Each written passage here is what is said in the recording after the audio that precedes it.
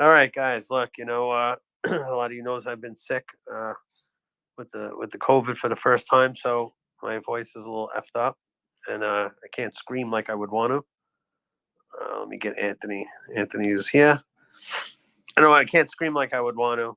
Some of you guys were at the game, so just Petey up there, and he's lost his voice when screaming bloody murder in this game. Uh, Again, we went at it with on Ray's show earlier on, and we went over and over and over. But what a great win! I mean, there's so many different aspects we're going to tackle tonight. From Sauce Gardner playing absolutely great defense as always, to Bryce Huff contributing to big plays down the field, chunk plays by Michael Carter and James Robinson. I mean, even the penalty at the end went our way with the offensive holding towards the end. We're 6-3, guys. I mean, look at the conference, and then after the Chief game, we're going to go up another notch because they're playing each other, them and the Titans. Now, you can't even imagine that, this is happening. It's kind of surreal. Let me welcome in Anthony. I want to get, he'll do his opening bit, and then I know Ray. I just gave him the co-host spot too, and then we'll set it off while we wait for Damien to join, and we'll hear from you guys again. Get in now.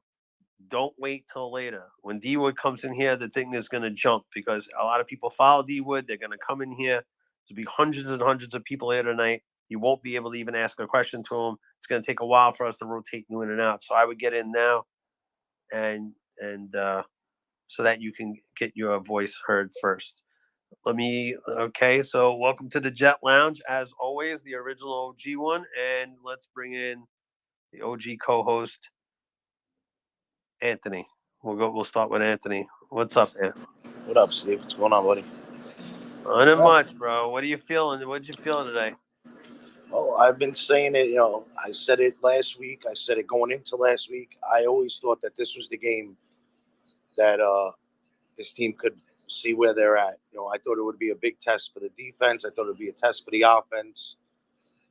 And I mean, what I take away from this, and I could be wrong. I can't wait for Damien to get in because we've been all talking about Zach and how he run backwards.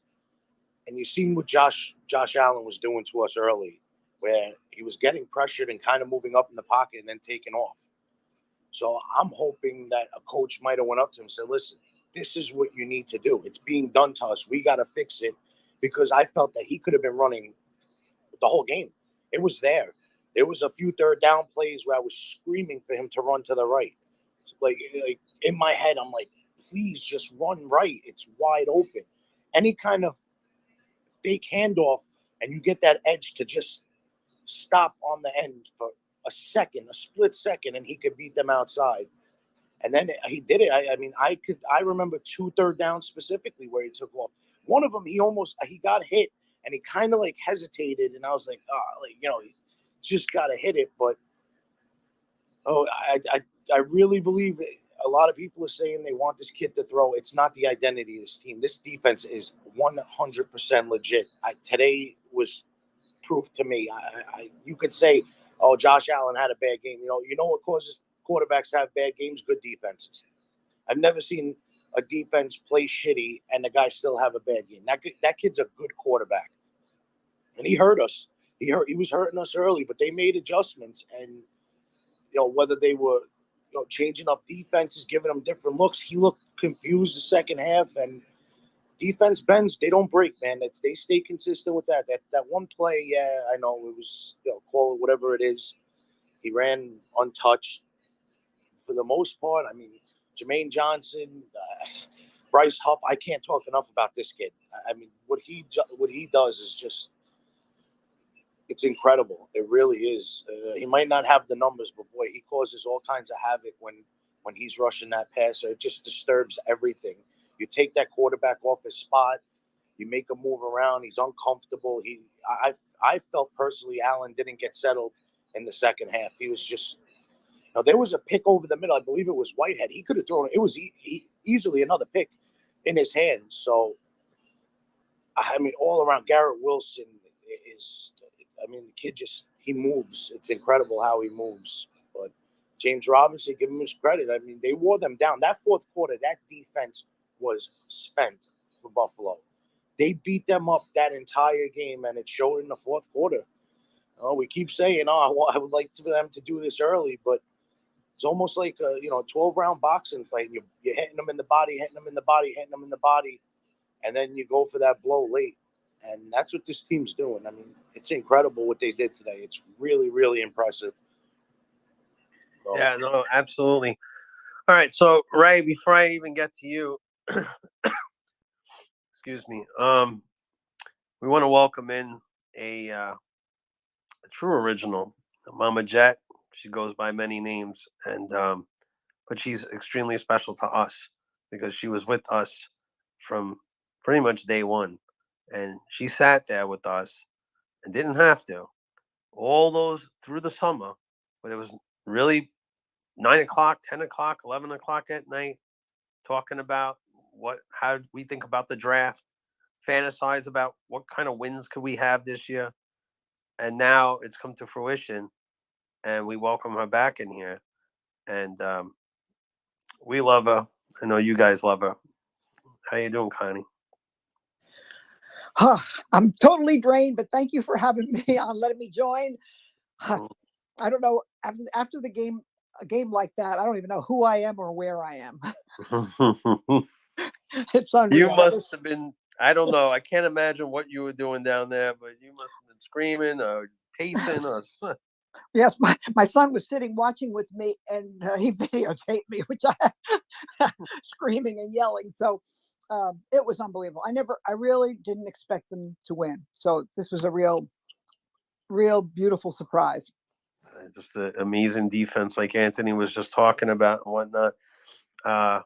Listen, I'm gonna get it. So we got some hands up. So we do have Connie in the building here. If you guys want to have a question for her or overall just talk about the game, we're here, and we're gonna go to another lady of the lounge here, Rusty. Hi, everybody. Okay, Rusty. As you can tell, I was at the game today. What was it like? What was it like there, Rusty? Oh, it was electrifying. It was amazing. It was loud. It was so loud, I couldn't even talk to my nephew right next to me. Wow, that's awesome. It was so good. I mean, I couldn't believe how everybody responded. The one thing that when I got there, I'm seeing the sea of blue jerseys, and I'm saying to myself, oh God, I hope there's enough Jets fans to help out the crew, the whole team. Yeah. But when it came to it, when it mattered, Jets fans showed up, and they were screaming, they were loud. And I even had, it's in a little bit when I got home of the Jets post game on CNY. Yeah. And it was Garrett Wilson or maybe Sauce Gardner. I can't remember which one, but they were saying it was Sauce Gardner, and he was saying how amazing the players felt. It really helped them. It helped energize them and motivated them in a way that is just, you got the whole stadium screaming for you and chanting for you, and it really they really felt it. Rusty, I seen something. Obviously I watched it on TV, but I seen something I've never seen before, ever. I've never seen an opposing player on the opposing team and pumping up the crowd, trying to pump up the crowd. Yo, I saw that, bro. That pissed me off so much. There was a defensive guy trying to pump up the Bill fans in the stadium to make noise on third down in our stadium. Well, we would. It's crazy. No, I'm not saying them bad or whatever, but it was just weird to watch.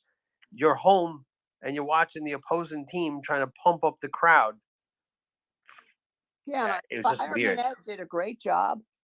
Oh yeah, no. Everybody responded to it. And then there were like groups of people that would start the chants and others would chime in as well. It was real Yeah, something. the old school chant I heard from the Shea Stadium days, the "Let's Go Jets." It wasn't even Jets, Jet. It was like the Yes, Yes, it it what was. was it, Pete? Go ahead, section, Pete. Yeah, there yeah. was I a can't. section that I was gotta. doing, Hi, Connie. I gotta keep it down. I got my kid in my arm, putting him to bed. But yeah, it was Oh, "Let's Go Jets." It Let's was go awesome. Jets. It was just the Like how drums were Josh hitting. Allen did bed? Yeah, Kenny. Ken. Yeah, no comment. But Kenny will tell you too, Zach. Sorry, I can't really talk, but I'll be on. All right, no problem. Go ahead, yeah, Rusty. I don't want you to get cut off. Go ahead. yeah, I was just saying that there was a chant of Jets, um, you know, let's go Jets, as well as the JETS, Jets, Jets, Jets. There were all kinds. There were people screaming, for defense, and it was really amazing. I, this is the first game I've gone to in the crowd. The first one I actually went to was the hangar event, and that was very different because I didn't really feel like I didn't feel like part of the crowd because we were inside. Yeah. And this was really special. And watching them beat the Bills, I always said if they could keep if they keep the score close into the fourth quarter, I thought we have a chance to win. And they did. And they won. And it's amazing. The defense You want to know what, really, guys? Okay, you got to hold on there, Orlando. 1 second. All right, guys, I'm Connie, gonna. you've probably seen a lot of these. not in a long time. Not in a long time. Yeah, Well, I can understand that. way back. This was amazing. As I said, and the adjustments that they made at halftime, because they no longer let Josh Allen run. Yes. They made some amazing adjustments, and what you could go through almost the entire team did something that you could talk about. That's what's so cool about this one. It was not like one person was the star. Even like I said, even Ashton Davis making that on the making that play. There isn't a person on that team that didn't play a real role, and that's what was so cool. 1,000%. All right, so what we're gonna do now, just like promised, we're gonna bring in a fella that again, we're going around the old school theme of the original Jet Lounge. These were the folks that built the Jet Lounge. This is Connie, and then now we have another gentleman that's been saying something to us this whole time since the summer. You want to make what he keeps saying. You got to win divisional games. He also uses the term "throw them out of the club."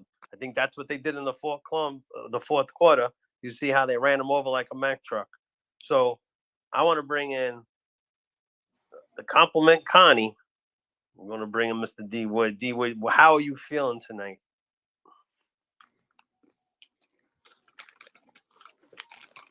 Damien, you there? Yeah, I'm here. I'm here. How are you feeling? Oh man, it's man, it's still a high, man. It really is. It's that game was amazing, and just kind of going over that game again in my head. It just shows you what the team is capable of. I think the one thing about this team, they got a young nucleus, they got a good mix of veterans, and the biggest thing about these guys is like,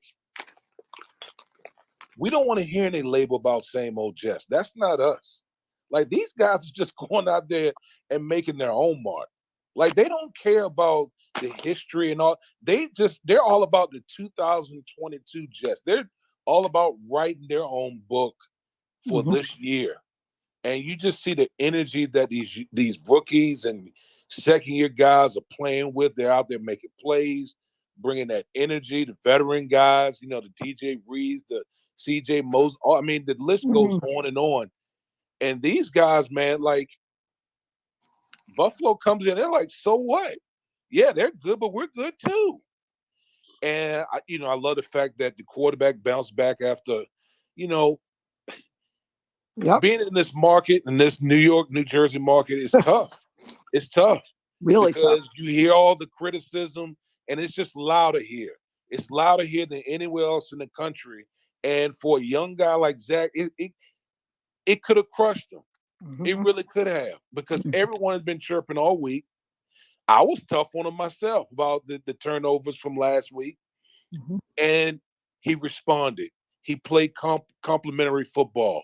He took care of the football. He made plays with his arm. He made plays with his legs. Mhm. And that's what you got to do. That's the formula for this team. The quarterback goes out there, make plays, make the throws that are there, take what the defense gives you, make plays with your leg. Defense is what's going to carry this football team, and they ran the football right down the Buffalo Bills' throat. Anybody who saw Buffalo last week against Green Bay, especially in the second half, that's the formula. That was the formula for beating Buffalo because they couldn't stop Green Bay last week on the second half from running the football. So what did the Jets do? They basically copycatted and just ran the football right down the Bills' throat. So, man, this is just when you win a game like this, now you start thinking, okay, why not us as far as coming out of the AFC? Mhm. Yep. Like literally, like I guarantee those guys are thinking, we just beat the Bills. Why can't we come out of the AFC? We come go into this bye week, get healthy, get guys back, and let's go make a run. And it can absolutely happen because they got the playmakers on in all three phases, and the coaching staff that are doing a fantastic job. So, man, this is I tweeted out earlier. Now it's a dog fight. It's a dog. It's officially a dog fight in the AFC East right now. Yep. And Damien, it's ingrained in our brain from you. What always kept telling us this whole time, you got to win divisional games. You got to win Got to, divisional got games. to, got And to. that's why when we won today, is the first person I thought of was you, because you keep saying it, and we've heard it all summer, and that's exactly what they did today.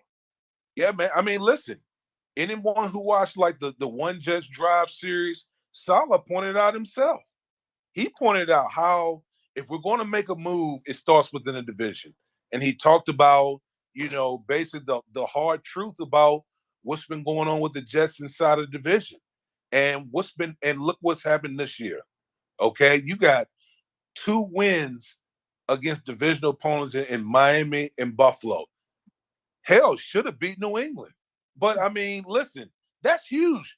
If you want to get to the postseason, you gotta win your divisional games. And that's what the Jets are doing so far.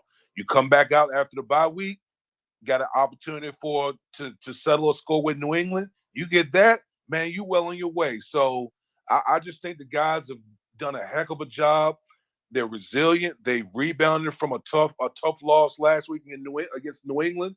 And I'm just of the mindset now, why not them? Yeah, no, absolutely. Because Fourth in the conference. Fourth, listen, before the season, I said the Jets will be. I predicted 8-9. I just felt like that was a reasonable record considering the trajectory of the team. But I mean, listen, you're at 6-3 going into your bye week. I mean, the mindset of the team. Obviously, you got to go game to game, but there's not a team in the AFC that the Jets should be scared of. yeah, Not one. that's If what the I said. defense is going to play like this, and if Zach takes care of the football, there's not a team in the AFC right now that should scare the Jets. Absolutely. And if you look at outside of, look at the NFL landscape outside of the Eagles, the Chiefs, the Bills as well. I mean, there's a lot of it's very mid league. There's not a lot of great teams like the Packers. They're not good. All the teams. So there's only like 2 or 3 teams where you really say, okay, those are really good teams. But you just beat one of them. So, and like you said about the younger guys, I've said it in the lounge a million times where I say they don't, these young guys, they don't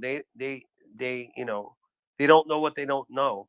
They don't care about the butt fumble. They weren't around for it. They don't know any of that. These kids are playing with this chip on their shoulders.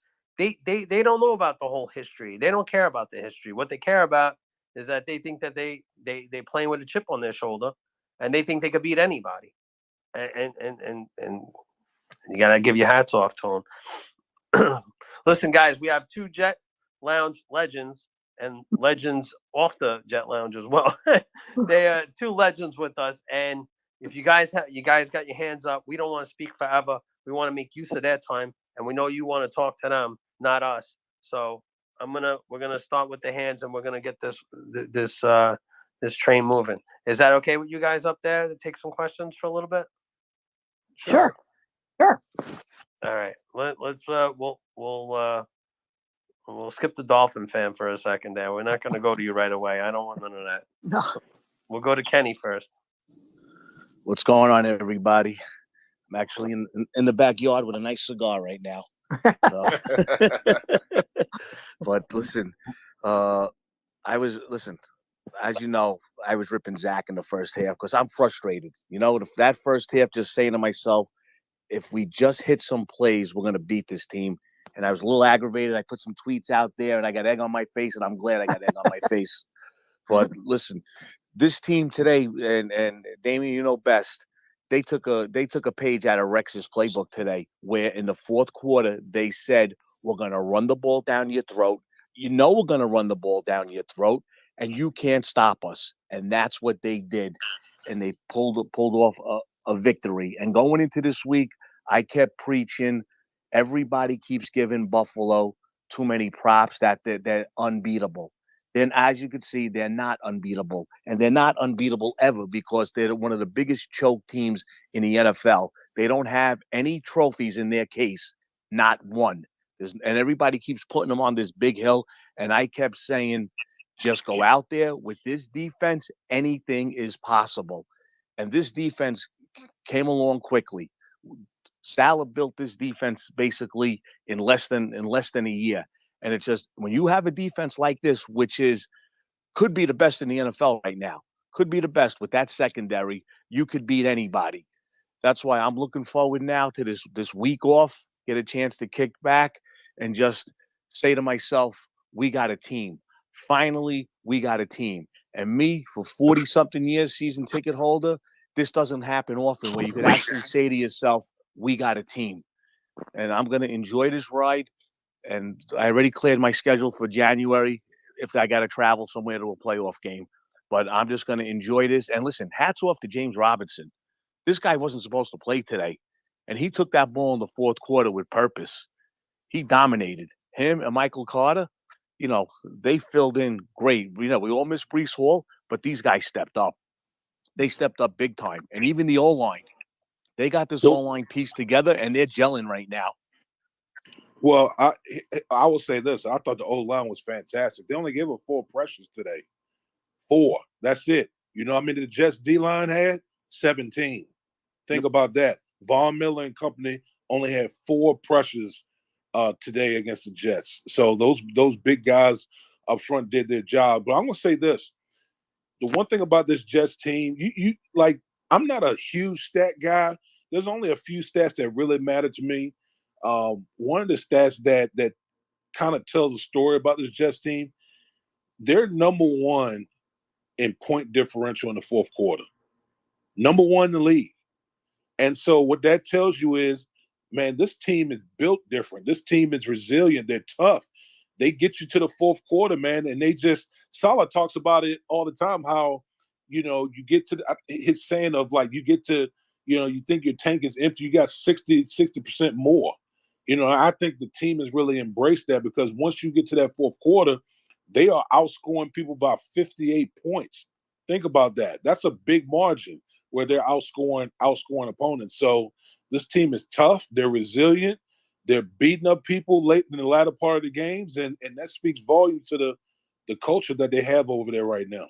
And Damien, we spoke about this last week with Zach. Finally, he used his legs. And there was none of that schoolyard play running backwards when the play broke down. He actually kept his head forward. Even on that last drive, when he got down to the 2-yard line, he showed a lot of guts there. He just put his head down and he just took him on. He did. Yeah, he did. And I'll say this as well. Like, I still want him to run the ball a little bit more. Like, use your legs. That's a tool. That's a tool for him. You know, use your legs. Go pick up additional yards or go pick up the first down.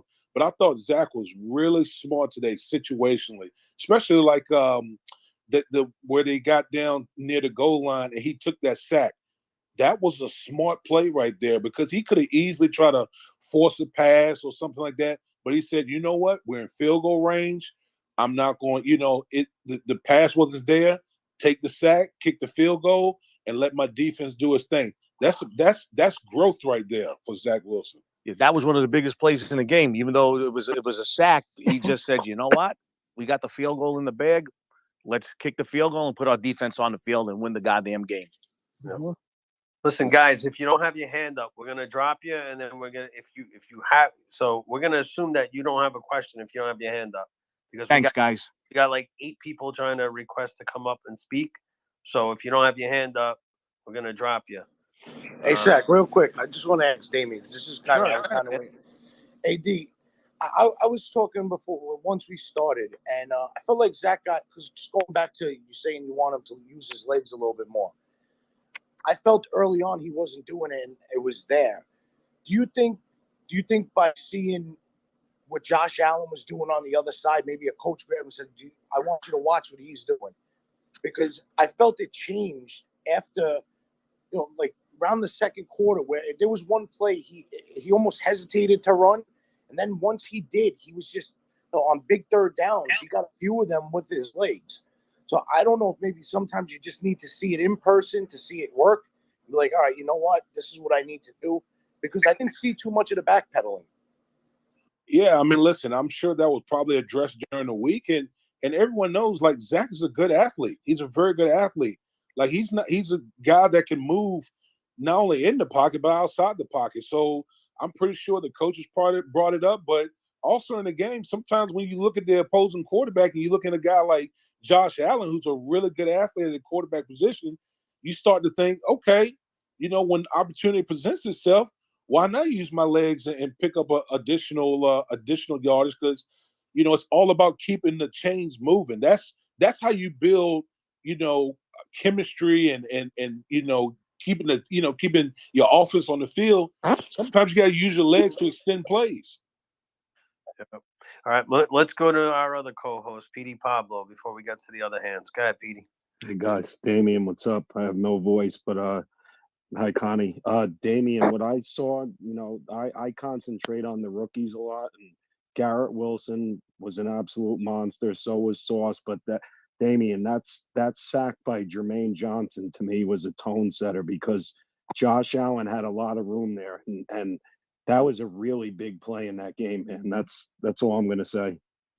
Yeah, I mean, listen, that was a big play by Jermaine Johnson because Josh Allen, if he had gotten past Jermaine Johnson, he had a lot of green in front of him. So, that's just it shows you the athleticism of Jermaine Johnson, because it's not easy to get down a guy like Josh Allen, who's a big physical guy that can really move at that quarterback position.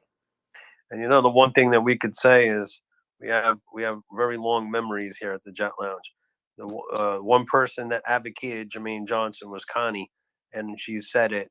She's like, she was scared that he would go before we got him. So, Connie, what did you think about your boy there, Jermaine? I was first of all, I was very happy that he was feeling better and that he was able to play. But that was a huge play. I was waiting for him to do, and when he made that, and the way he caught up on Josh Allen and really made the tackle, that was such a huge play. So I'm so glad. As I said, that's what I said. There were so many. I mean, Clemens made a big play.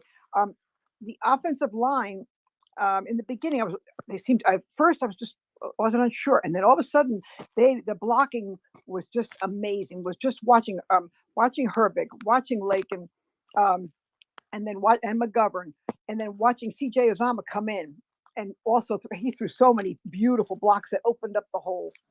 It was it was really something. We were just in such a nice rhythm, and Zach handled the ball really well. Like you said, he didn't go backwards, and his passes were crisp. Um, it really was amazing. But I was so happy about Jermaine, and I think he's got a long way to go, but he's already starting. You know what? You've seen Zach Wilson. The whole arm angle stuff that we kept hearing about was on full display today. I mean, he was winging stuff, sidearm, all types of arm angles, throwing that ball in there. It was beautiful to watch that. And it's funny. He did all those things, and I know, like when Mahomes does it, everybody just goes, "Whoa!" And then when nobody said a word, he was doing it at amazing angles. The only way to get around on some of those passes that he made. 1,000%. All right. What this Dolphin fan has his hand up, and we don't crap on other NFL teams here. So go ahead, Mo. I'm gonna see what you have to say. What up? What up? Nah, man, no trolls here, bro. I was just gonna say, man, how about the AFC East? Who would have thought that we would be the best division in the NFL, huh? True. 1,000%. 1,000%. You had a nice win today. That it was a little nerve wracking, bro. That was wild, that game. Well, I think the Bears are finally starting to know how to use Justin Fields. That's the biggest thing. Is like that dude is going to be a problem moving forward as they continue to put pieces around him. All he needs is a number one wide receiver, bro, and I think he's gonna be on his way. It was funny. Real number one. Yeah, Tyreek Hill tweeted out, "I didn't know he was that fast, but yeah, he ran a 4.4. He is legitimately fast."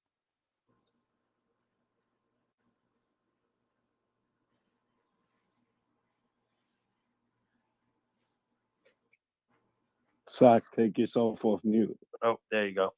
All right, let's get to Big T-Rock. What's going on, Jet Lounge? Sack, Petey, Anthony, hi, Connie. What up, How are D? ya? Again, what's up, Rusty, Kenny? Big win tonight, folks. Big win tonight. It's a lot of growing up.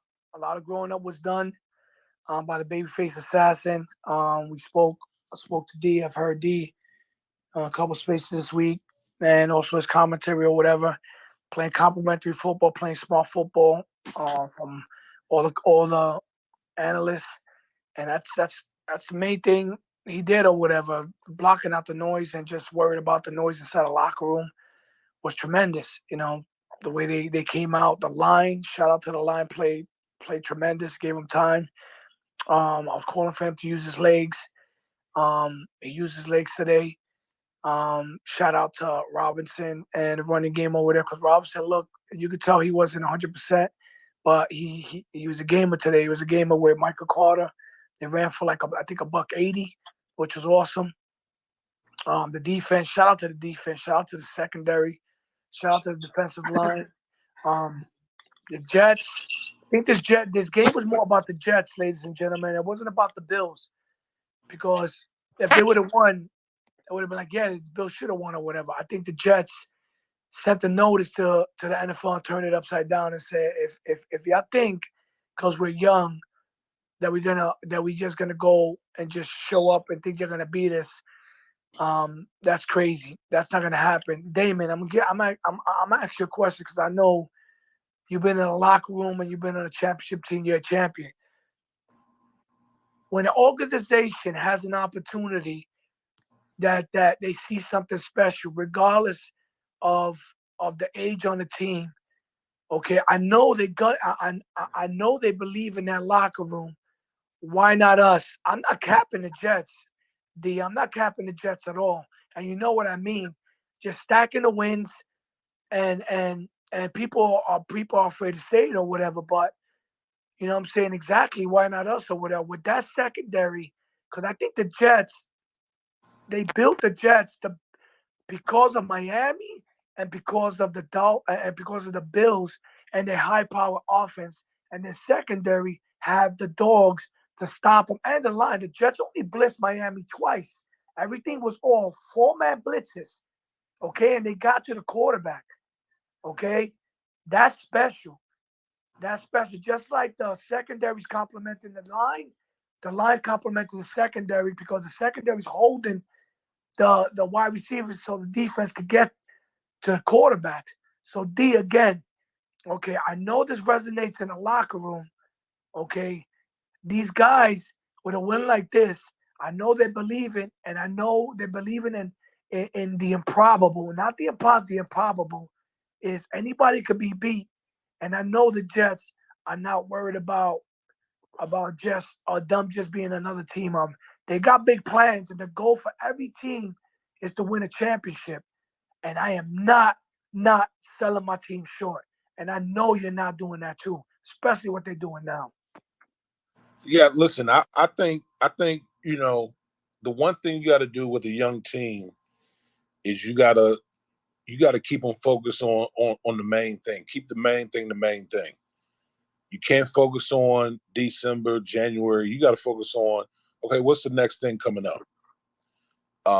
And the next day, obviously, got the bye week, but then you got another divisional opponent on the road against the Patriots. So again, like I've been preaching, divisional games. Divisional Coach Belichick used to tell us all the time, divisional games count a game and a half. You go out there, you go up there, and you go get a win. That's another one in your pocket. Okay, so I'm sure Coach Sala is basically telling the guys, look, let's celebrate. We're going to the bye week. Let's get healthy. Everybody stay out of trouble. Come back. We add a couple pieces back, hopefully, at tackle and get Corey Davis back, and let's go make a run. Let's take it one game at a time, but let's go make a run here and see what happens. I think this team is talented enough. Let's see what happens. Absolutely. Thanks, Big T Rock, for that. We got guys. We got a lot of hands, and I guess time needs to be utilized correctly. Excuse me for my voice, but so just kind of make it as quick as possible. Direct questions, if that's what you have, or comments on the game. But we got to try to speed it up. We got a lot of requests. I can't even count that high now. It's just there's a lot of stuff going on here. So come on, guys. Let's keep it fast. We'll go to Joe Begonis. Go ahead, Joe. Perfect. I'll make mine quick. I want to give a shout out to Nate Herbig, Cedric Ogbuey, and Ashton Davis for doing a really great job today. We don't give a lot of credit to the guys who were on the back end of the roster, and they did an excellent job today. And so my question to Damien and Connie, basically since week 4, Robert Saleh has been taking a lot more chances on 4th down, and not all of them have worked out, but most of them have. And the thing I've noticed is they've really galvanized the team when he does it. So it seems like he's got a really good pulse on when to do it. And I'd love to just hear, just your thoughts on what that does for a team when a coach goes for it. Well, I will tell you this: the Jets have an analytics guy. Okay, most teams have them. Jets have an analytics guy that basically sits in the press box. He's by the offensive coordinator, and so he has his headset on, and he's going while he's up there in the box. Every play he's going over scenarios. That's his job. And so when they get to those critical 4th downs, he's basically telling Coach Sala, look, the percentages tell us this is what we need to do. And then it's up to coach to, whether he wants to go with it or not. And I think coach has done a really good job of pressing the right buttons, but there's a whole method to the whole madness. It's not just kind of gutsy feely. Like there's actual numbers that kind of tell you what you should and shouldn't do. And so it's a total team effort. And like I say, he's been pressing the right buttons on this whole thing. All right, thanks, Joe. All right, let's go to all right, here's another Jet Lounge original. Go ahead, cousin Cornhole. Let it rip. All right, try and be as quick as possible. I mean, No- you don't have to do lightning, but just don't worry about it. Go ahead, cousin. All right, nobody's shouting out this coaching staff coming off, to me, an atrocious loss. So I'm going to shout out the coaching staff. I'm going to shout out the adjustments this team made, stopping Allen. You saw in the second half. At one point in this game, with 5 minutes left in the 3rd quarter, the Jets were time of possession 25 minutes to 15. What the Jets did at the end of the 2nd quarter to start the 3rd quarter, got that defense a much needed rest, was tremendous. And I got to tell you, we beat up a great quarterback today. when you see great quarterback, Damien, you've seen it. You saw it with Tom Brady. When you hit these guys, when you pressure these guys, when you take them out of their comfort zone, all of a sudden they're human. And the Jets did that today. And I tell you, I've been all over this coaching staff. I've been all over Ulbrich. I owe them a ton of credit. Amazing today how they put guys on defense in positions to succeed. And I'll tell you this, I love our D-backs. They owe the linemen some props today because the pressure on Josh Allen forced him out of the pocket. He had a couple of guys that he couldn't reach because of the pressure that D-line put on him. So big shout out to this team. I'll tell you, today is the first time in a long time I could say I am proud to be a Jet fan. And this is an unbelievable feeling. And this team now knows they can go anywhere and play anybody. And I love this feeling. Mm-hmm. It is a good one. You saw where when Huff, made that play and Josh Allen's elbow and arm, when he bent it, got caught there. I don't know how badly he's hurt or anything, but that was every time Huff is in, he makes a big play. He is amazing.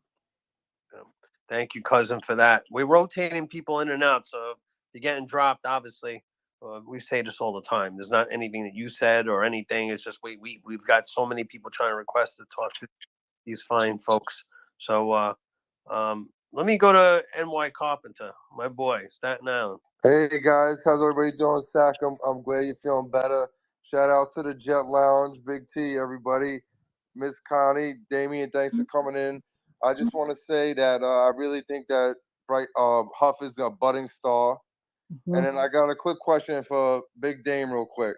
Like I noticed when we have Rex, right, in the defense, right, we always seen blitzes from the outside linebackers, the corners, everything like that. And this defense is kind of totally different. They just rely on the D-line. Like, how do we get it done compared to the Rex defense, man? Well, first of all, they're two totally different defenses. Rex ran a 3-4 defense. This is a 4-3 defense. They're like night and day type of defense. Rex was big on blitzing. Like if you want to watch what like a Rex Ryan defense is in the NFL right now, all you gotta do is look at the Giants. That's a Rex Ryan defense. Wink Martindale, he used to coach under Rex Ryan in Baltimore. That's the style they run over there. But Saleh runs kind of like just told it. They don't believe in blitzing a lot. They want to basically, get there with 4 D linemen. That's why, Robert Saleh and company, they want all the D linemen. That's why they want to rotate D linemen because they want guys fresh and humming off the football. And then they play coverage they want 7 people in coverage. That's what this defense is all about. If they blitzing, then that's not good for them. They want to basically rush with 4, drop 7 in coverage because it's hard on the quarterback. When you got 7 people in coverage, it is hard to find the open guy. So that's why this defense is built the way it is. Thank you so much for explaining that because it's literally like night and day compared to both defenses, man. But I appreciate that for breaking that down, Dame. Have a great night, pal. All right, you too. Thanks, Glenn. All right, let's keep rocking and rolling. Let's go with Tony Perkis. Go ahead, Tony. Hey, Damien and Connie, how you guys doing? Great. Good. Sack, you sound better. Damien, I don't know if we're gonna have to put out an APB for Brady Quinn. I don't know where he is. Maybe hiding in Venezuela. Whatever. Him and his god awful take that just right. I'm telling you right now, I'd hate to be him on Twitter. But I guess I just want to understand from you, just right now with Josh Allen, everybody before this game, all the MVP profiles, all this and that, like he's the best player in the league. Only Mahomes can touch him. Coward, everybody, pundits, they're all loving him. I just, aside from like the cornerback play today, like what's the book now if you look at the tape? Like, because obviously defenses for the rest of the year are going to be looking at this tape of what we did to Josh. What's the book now on him? Like, how do you rattle him? How do you get to him? What did we expose him on anything? I mean, I still haven't. I only watched the game. I didn't look back on it. But like from what he was doing to teams beforehand to what we were able to get him to do, like I guess I kind of want to understand, like, what did we expose him in any particular thing or anything like that? I'm just interested. No, we didn't do anything. We didn't do anything exotic or anything. We did what what any quarterback, I don't care if it's Josh Allen, Tom Brady, Joe Montana, Connie will tell you this exact same thing. When you hit quarterbacks, they all turn mortal. They all turn mortal. And like I said earlier, the Jets got 17 pressures on them, sacked them 5 times. Okay? The Jets have a really good defensive line. They got after him. So, yes, is Josh Allen great? Absolutely. But when you're able to apply that much pressure, it doesn't matter. Like, it doesn't matter how great you are. Like, everyone becomes mortal when you're getting hit that many times. And the Bills don't, they actually ran the ball pretty decent. A lot of that came from Josh Allen, but they don't really have a traditional running game. So almost all of their offense falls on Josh Allen. And so the Jets defense got after him. You're exactly right, Damien. Yeah, there was no running game other than him. Singletary, there was just nothing, really nothing. And I thought, we usually get hurt a lot by tight ends on other teams. And that's the other difference that I see so much with us too. I mean, I thought Dawson Knox and things like that would be if we were covering on the outside really well. But again, it didn't matter. It just we were just putting so much pressure, like you said, Damien. And yeah, the other thing was C.J. Mosley. When he got hurt and went out for a little bit, you could see a little bit of a difference right away. And you really appreciate what he's all about. Well, he's the quarterback of that defense, and you can just tell, like, he makes sure guys are lined up, and he's been pretty good in coverage. Like that, really, this defense has been pretty good on all 3 levels. Yes. Like, if you look at it, as much as we talk about the defensive line and the secondary, the linebackers have done a damn good job as well. So they've really been coached up well. Guys are playing well. They're playing fast. And listen, the Jets defense, they're minimum top 3. Like, I could make the case that they're number 1. Like, they're playing that style of football right now. Yeah, absolutely. All right, thanks, Tony, for that. And let's go to ground and punt. We'll keep it moving. Hey, Connie, how are you this evening? Doing great. Yeah. Hey, Dewood, thanks for joining us. No problem. I heard your take the other day about the all 22 and the layups and all that kind of stuff and the efficiency. And part of it was just horrifying for me because when you hear like that they left a lot of plays out there, and it looks like they were either listening to your tape because they really it was a world of a difference today. They were a lot more efficient. They took the one deep throw on the first play of the game. And another thing that's huge is they only had 2 3 and outs today. But my question for Connie and also Damien is, does this team, and because Salo was on this coaching staff, does this team remind you a lot of the Seattle team, especially the one, not the one that won the Super Bowl, but the one the year before? Go ahead, Damien. You take that. Yeah, I would say that Seattle team, they had, like the Legion of Boom. Like, that in Russell Wilson's heyday, with Seattle, they were led by the Legion of Boom in the defense.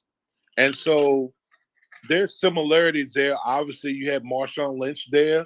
They were running the football. They're playing great defense. Russell Wilson was making plays, but I would say, like, if anything, this team is just in and of itself. Like, they're just young. I would just keep emphasizing. Like, the core of this team is basically 25 and under. Like, all the really dynamic players are 25 and under. Do you know how crazy that is in this league where, like, your whole core is 25 and under? That's a great spot to be in, being a fan of the New York Jets, knowing that you're going to have all of these young guys around for quite some time. Yeah. Yeah, no, 1,000%. All right, listen, ground punt. Thank you for that. I'm going to just keep it going. Go ahead, Mr. Sandy. You hear me? Yep. What's up?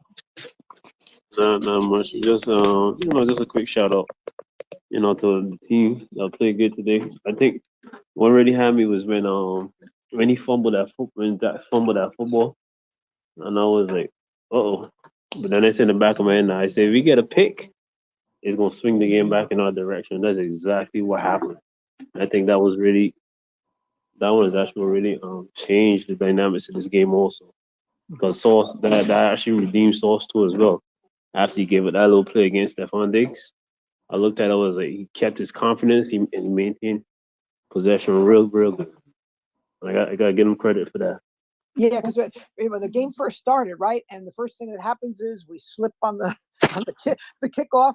Then they get the long pass to step to Diggs, and you're going, oh no, right? How could anything start worse than just that whole beginning? And you go, and just the usual Jet fan, you're going, oh no, and then boom, we get a pick right there, and just everything, it turned around. Those kind of things. Now these guys are believing that they're going to make a play. They believe it. And I think that's the whole difference too. Let's keep it moving. Let's go to some Jet Lounge originals now. Let's go over to our favorite bus driver. Come on, get up there. What's up, Zach? Great win, man. Listen, I just wanted to ask Connie and Damien. First, I'd like to make a statement. I really believe that I knew we won this game when I saw Josh throw his helmet. When Allen threw his helmet, I said, okay, the defense just completely broke this kid. People have to remember he's pretty young himself, and he has faced with this kind of adversity in about a year or so. We really got to him. Those interceptions he was throwing off his back feet, they were coming into him. That I felt great about that. But I wanted to ask you guys real quick. I really believe last week's game was Belichick beating LaFleur. And what I mean by that is this week, if you look at the game plan of LaFleur and how he made it so much easier for Zach Wilson, it seems like there were quick reads and, they're getting it out, real quick, nothing too fancy, keep it safe. And, I really think that, people forget you talk about the young team, Damien, but it's a young coaching staff too. If you can comment on that, I'd appreciate it.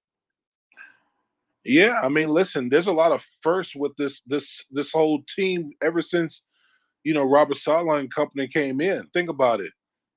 Rookie head coach, first time play caller on offense.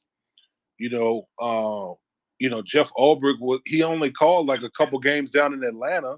So he was relatively new calling plays on the defensive side of football. So and then you had a bunch of young guys playing. Like it's just been new for everybody. And so this is a very young team. With each game, everyone is getting experience.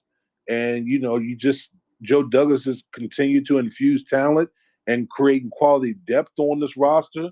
And that's how you become a good team because a season is a game of attrition and people get hurt and nobody gives a damn if you got guys that are hurt. It's truly next man up. And the Jets have been able to, sustain injuries and continue to keep this thing moving. And so you got to give credit to Joe Douglas for building this roster and Robert Saleh and company for coaching these guys up. So they're young, they're hungry, and they don't give a damn. They don't give a damn about the Jets' past. They don't give a damn about when people say same old Jets. They really don't. They just here. They just want to have a good time, play ball, and win football games.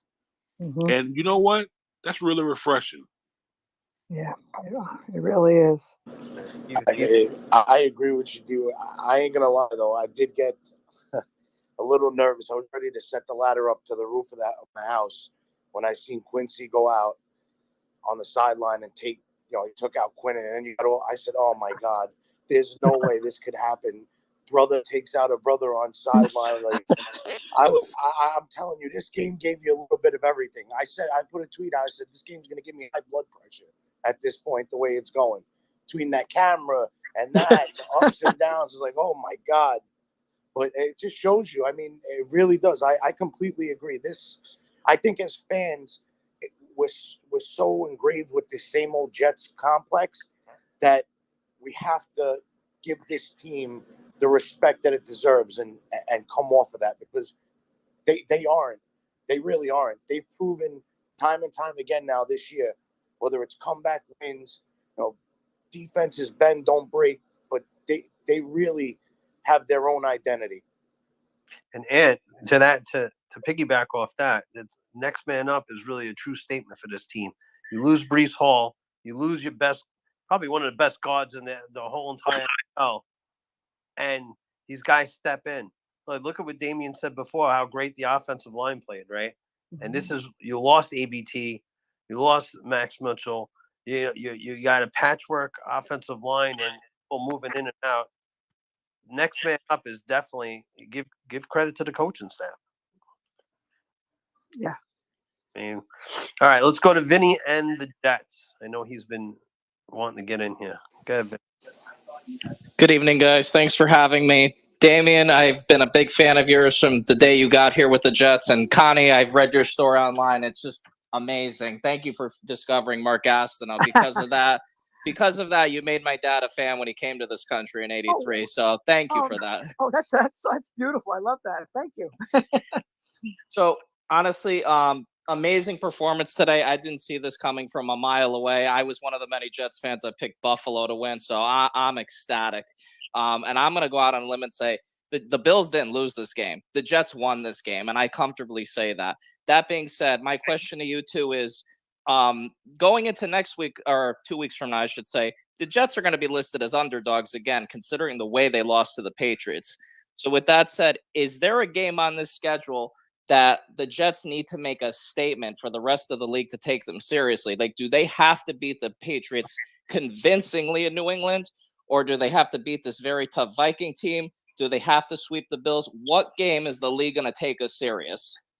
Why does that even matter? Why does that even matter? As long as if they keep winning, it's all going to take care of itself. I mean, hell, you just beat a team that many people consider the best team in the league on your home turf. A team that was favored by, what was the spread? 11 and a half, 10 and a half, 12 and a half. I mean, it opened at 13. Yeah, I mean, listen, that's already sent shockwaves, but at the end of the day, who gives a damn? You just keep winning football games, keep piling them up, and then at the end of the year, let's count them out and see where they are. So, I just think that, listen, don't wait for anybody to kind of give you validation. This team is going to do it themselves. Don't wait for the rest of the league to do it. Just, let the team continue to do it on the field when it counts the most. And that's all that matters. Thank you, Damien. Love it. Yeah, I think so. I think I'm sure all of you people here have had the experience this year too, where, you go somewhere now, the doctor's office, or you go to a friend's, and people are saying, wow, they're talking positively about the Jets and different things, which we haven't heard in a long time. So we're already there in that respect, where people are already, taking notice. And like Damien said, though, he's always said one game at a time. And in this league, anybody can beat anybody. So the fact that we're 6-3 is just amazing. Going into listen, even the most ardent, optimistic Jet fan could not tell you right now that they expect the Jets to be 6-3. No, like anyone who who says that is lying. Like that's the whole beauty of this whole thing. Like they're 6-3 going into their bye week. Like enjoy the ride. Right. And they lost their best, the superstar running back, superstar offensive lineman, another great wide receiver in Corey Davis. And, for all these games and other guys, Mims has stepped up and different people are doing different things. It's been great. Yeah, you got to enjoy the rides and take time to smell the roses. Jet fans, as you know, fickle. We go from game but the arrow's pointing up, and I think that there's not a damn thing anybody could say about this game now that they could complain about. And one of the best things for me is today with this victory, and then tomorrow, Damien, I don't know if you're on any shows tomorrow or not, but there's no Yankees, and there's no Mets, and there's no Giants to talk about. So right now we're just the centerpiece with what we did today.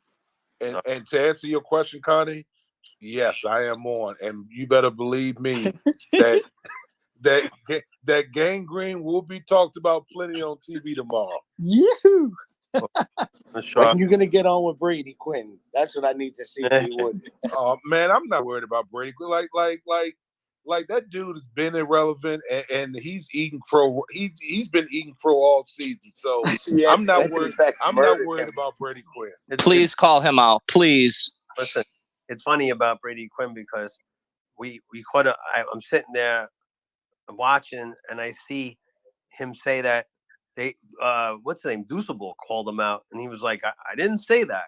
Did I say that? I didn't say that. Meanwhile, we had the video. It's like, no, you're right there saying that. But he's saying he didn't say it. Yeah, he's a special guy. But let's moving on, and let's go to our boy Jet for Life. I know he's excited and pumped. How about them Jets, Dane? How about them Jets, boy? How about it, boy? Hey, in my household, man, my kids always walk past me and they be like, "Are y'all losing?" They don't never ask me if I'm winning. They say, "Are y'all losing?" So now I have my son. He loves some sauce now. I said, "Hey, you want a jersey now, don't you? You want a jersey?" He looked at me. He said, "Yeah, I think I do." I said, "Cause you family, I'm gonna bring you in. I'm going against the grain, but I'm gonna bring you in." Dang, them Jets, bro. Hey, tell Stephen A that smell is gone. He was talking about at the beginning of the season. tell him it's gone. But I wanted to ask you, man, and I've been watching football I'm 38, so I've been watching football for a little bit. Have you ever saw a corner come in and play like my boy Saucer's playing? He's playing lights out. It's like he doesn't miss a beat, and when he does, he comes back stronger. But that's what I wanted to ask you, Dame. I appreciate you coming in, Sacks. You better take care of yourself. Make sure you straight, man, because I got to see you in person now. Don't be messing with me now. I'll be sad. You make sure you take care of yourself. But Dame, I appreciate you coming in, man. Hey, man, Miss Connie, I so much appreciate you coming in, blessing us with your presence. I love all of y'all. This is a great time for us. I'm at work and my phone it'll lose reception sometime and then come back. But I'm listening to y'all. I love y'all all day. I love you to death, man. I love to see you on First Take giving Stephen A. hell.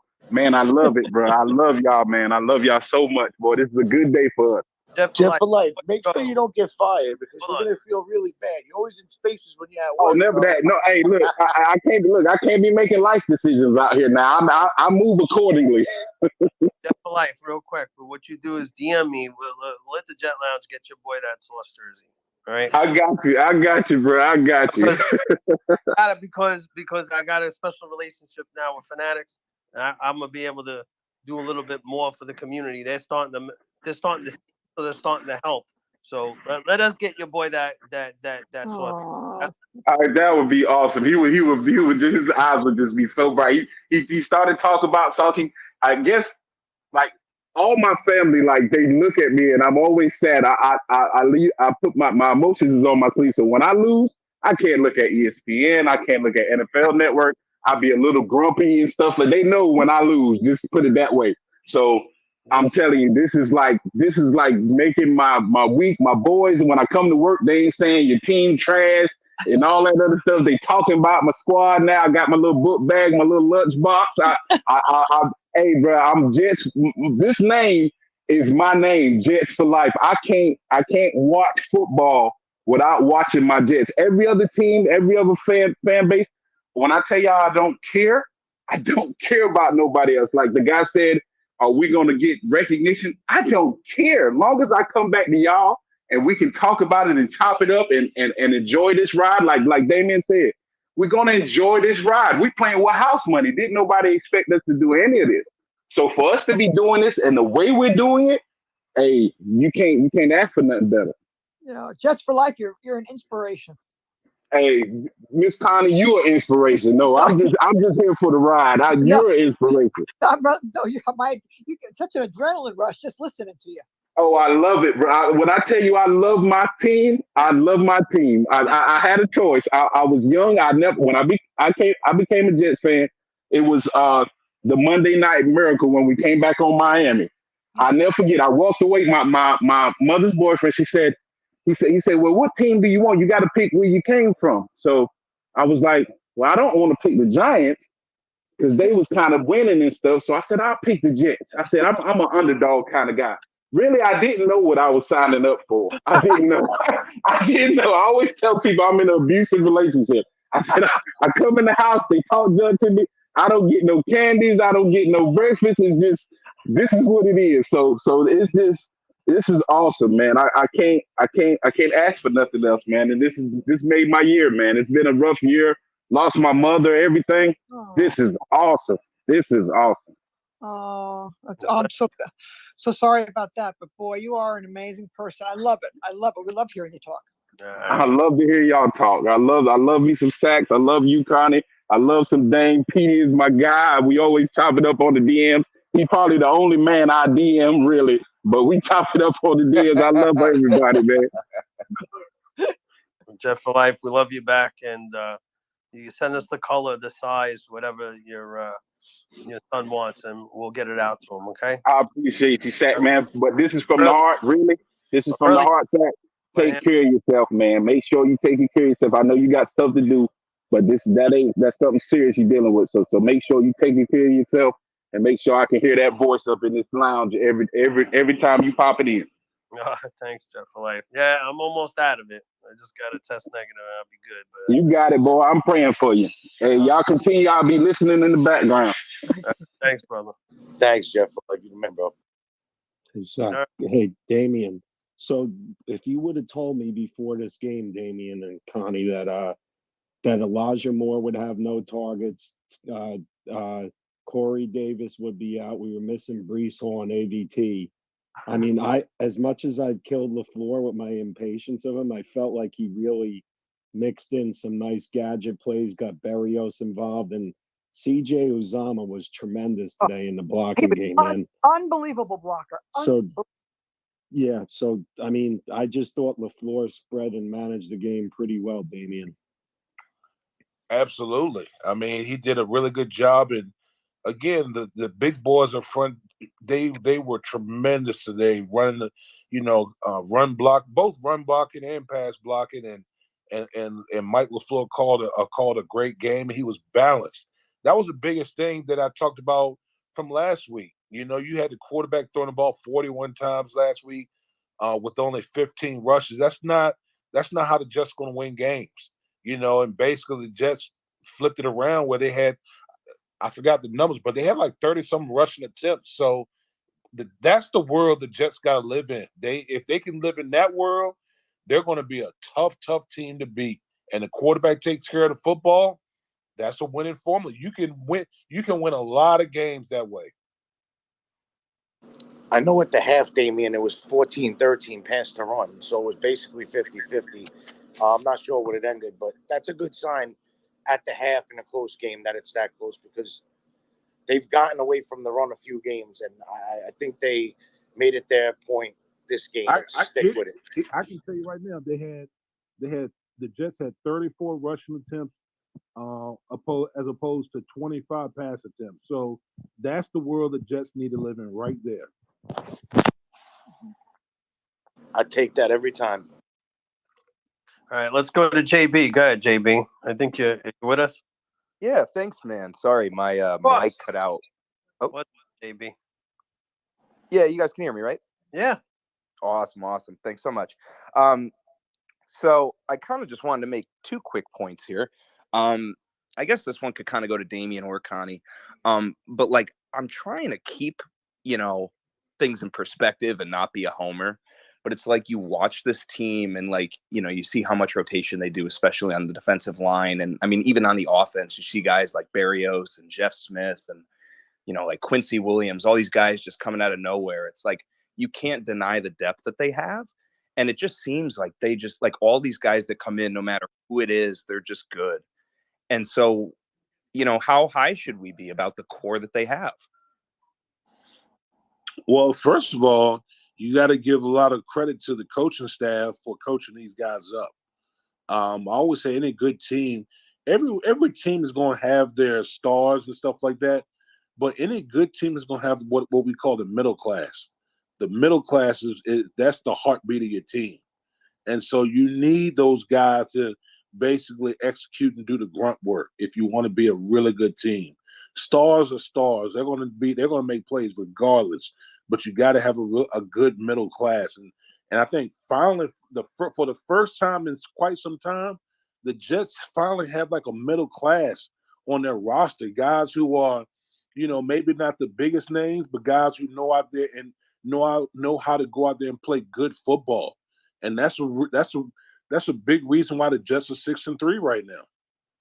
Yeah, like that's kind of the point I was getting to. Like you look at them, and it's like you see, the Niners right before they got good. And I know somebody mentioned Seattle, and just those teams where it's, everybody thinks of them as a good team. It just seems like they're getting to that point.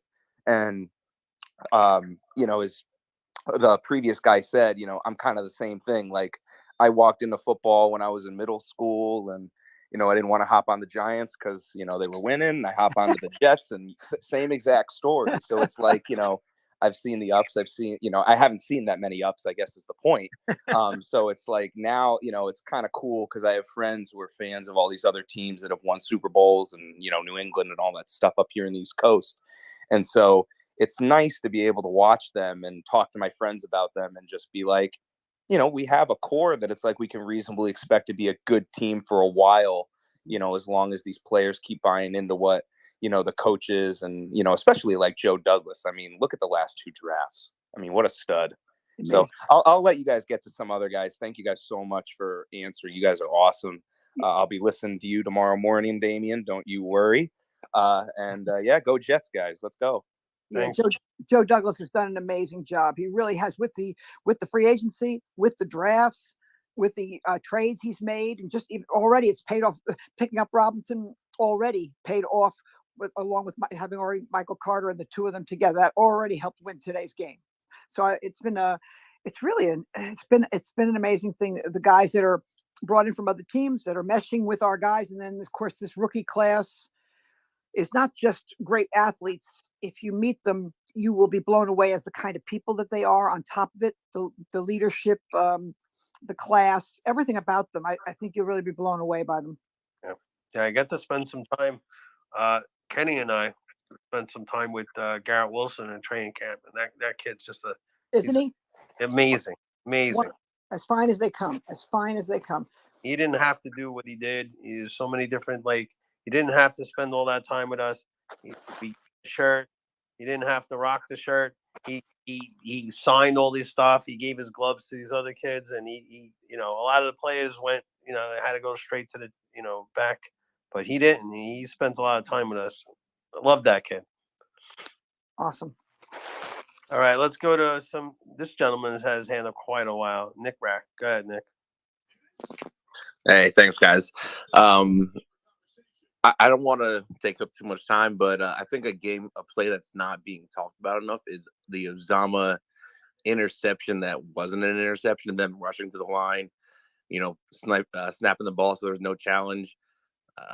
Yes. Then getting the fake punt, right? So I think that if we lost the ball where it would have been, the game would have went completely different. So I think that was great, and everybody was banging on this app on the desk for Michael LaFleur to change the game plan, and he did it, and he responded in a big way.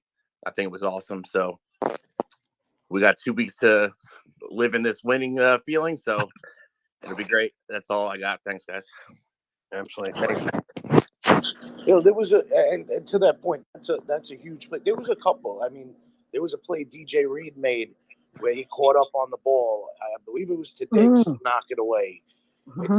You get so caught up in all these basic plays, and there's so many little plays that you forget them. Like as people are talking, things are coming. That's why I watch back again, because it's just so much to absorb.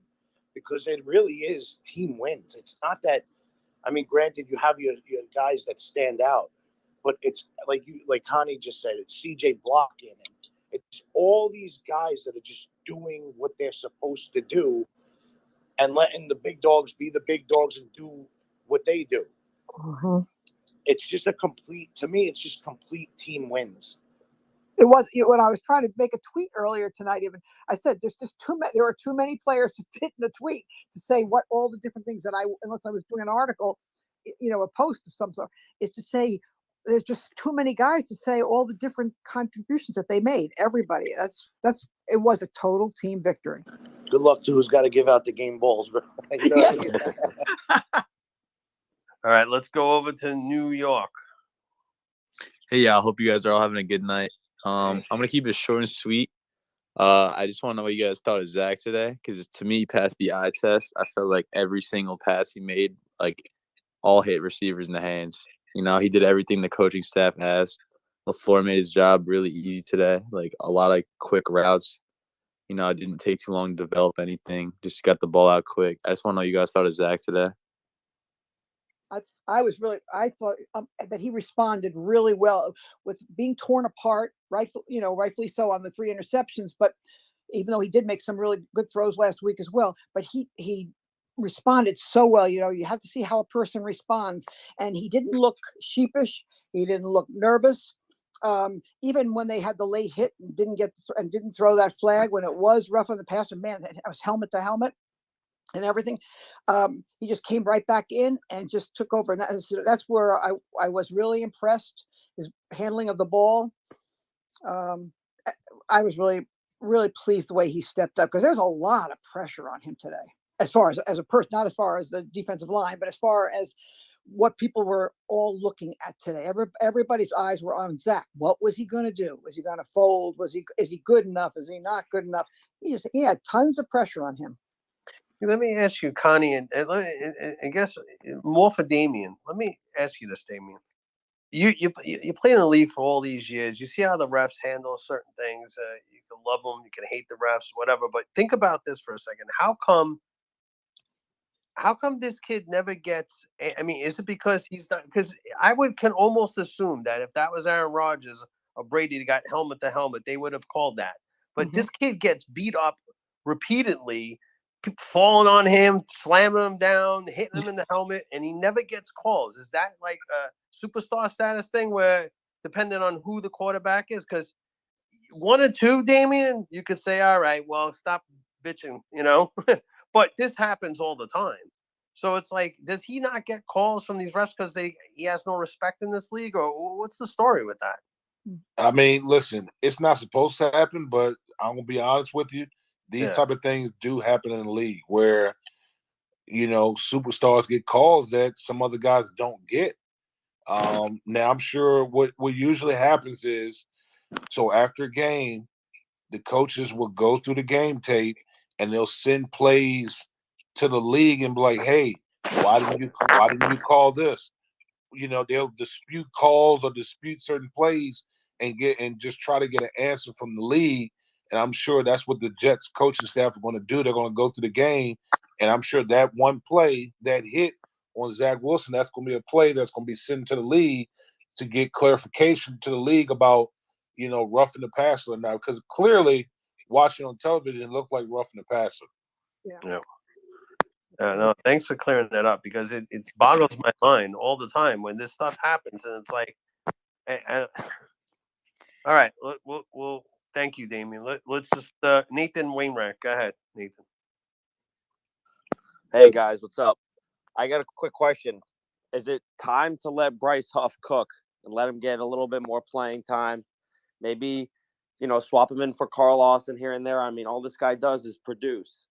I'll keep it short and sweet. That's Anthony's guy. Go ahead. You don't have to take Carl Lawson out. I mean, he's been working opposite Carl Lawson. I mean, like, Carl Lawson's been having a good year.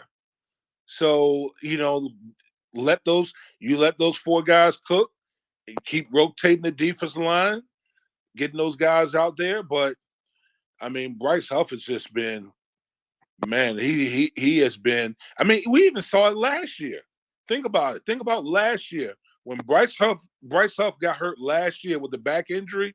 There was a big difference in the defense then, and so this dude just knows how to rush the passer. Yeah, you know, and Damien, what you see when the Man, Patriot I'm game. so proud of our guys. So they looking at the Patriot game, you've seen what Belichick did. You've seen that he went into the hurry up offense. It didn't even allow us to do the rotational. I think it was smart on his part. Very smart. Very Yeah, yeah, that's what a good coach does. Mhm. So now going to the bye week, now the Jets gotta say, okay, this is what Bill did against us. So how are we going to counter that? What's going to be the game plan? Yep. Because you know the Patriots they're gonna throw that back out at you to see if see if they covered all their bases on it. Damien, are they shifting JFM inside enough, you think, on third down or no? To be honest with you, I haven't been like keying in that much on how much JFM is playing defensive tackle, but I mean, think about it. Like, this defense has more hits on the quarterback than any team in the National Football League. I mean, think about that. They're getting after the quarterback, man. So whatever they're Some of that's doing, coverage, though, right? well, coverage and rush goes hand in hand. It all goes together. The back end, helps the front end, and vice versa. So that's what a good defense does. All right, guys, we have Damien and Connie in here. You guys got questions? You got your hands up there, gracious enough to donate their time to us and be here answering questions from you guys. So we're just gonna keep moving until they say we had enough. So let's go with Shawnee Dots. Hey guys, hey Damien, hey Connie, thanks for spending the time with us. And I'm feeling fantastic, just like everybody in here. I mean, after all the crap was getting thrown our way during the week after that terrible Patriots loss, and all the Bills fans, well, they can circle their wagons and get the hell out of here now. And, I mean, the thing is, the goal for the Jets is to be at this level. This is what we're doing it earlier than thought, but we want to be in these big games against top level teams, and we can go toe to toe with them and win. That's how you win in the NFL, and that's how you go far in the NFL. And for us to be getting that experience right now is a great thing. And I know Damien's being a player and everything. You can talk, I don't know, about like the locker room can just be totally amped up and just focused on it. And I think playing the Patriots is a perfect game for us to play after this bye. You enjoy the bye. The bye is you're going to be all on cloud nine. And guess what happened? I think Michael Carter said after the game, we left some money on the field last week, and this week we came and picked it up. And so now it's like, we know that we didn't play good against the Patriots. Every player in that locker room, and they're going to be totally motivated to just flip that script on them next week. So it's a great where you're not going to get distracted. You're not going to fall into the like, oh, we got a great win, and now all of a sudden come out for a lapse. I think they're going to be totally focused. And I mean, I know everybody here is feeling great, and I think it's a great game for this team to, like you were saying, Damien, just like, now what's next? Like, that's the mentality. I think the coaching staff and everybody else knows that. And I know you're like being a player and being I think this whole season just got flipped upside down with this week. And I think it's great for the team and for the organization looking forward. I mean, this is a young core all stepping up, and it's great growth and progress that we're seeing here. Well, I can tell you what's next. What's next is the next game. That's the only focus. That should be the only focus of the team is next game. Get past this bye week, on to the Patriots. That's it. 100%. You just take it. You just take it one week at a time. That's it. You don't look past the next game. And so I think this team is. They just gotta. You clearly see the guys are emotional about that Patriots loss and they want revenge, and they just got to keep it in perspective. Know that it's a divisional game. Prepare. They've been really good. They're undefeated on the road, and you go up there and handle business in Foxborough. Yeah. All right, let's go with Frankie J. I won't take 5 minutes this time. I just want to say, as a hardcore Bills fan, I respect the game, and I predicted a close one, and you guys played a hell of a game today, and I thought it was a great game. You guys whooped our ass, and you played a good game plan, and Zach looked good. Defense smoked us, and congratulations on a good win, guys. Aw, very nice. Thank Thank you. you. Is Josh Thanks, Allen hurt? Frankie. I heard Josh Allen hurt his arm. He said it's sore, but I don't think it'll be a problem as of yet. All right.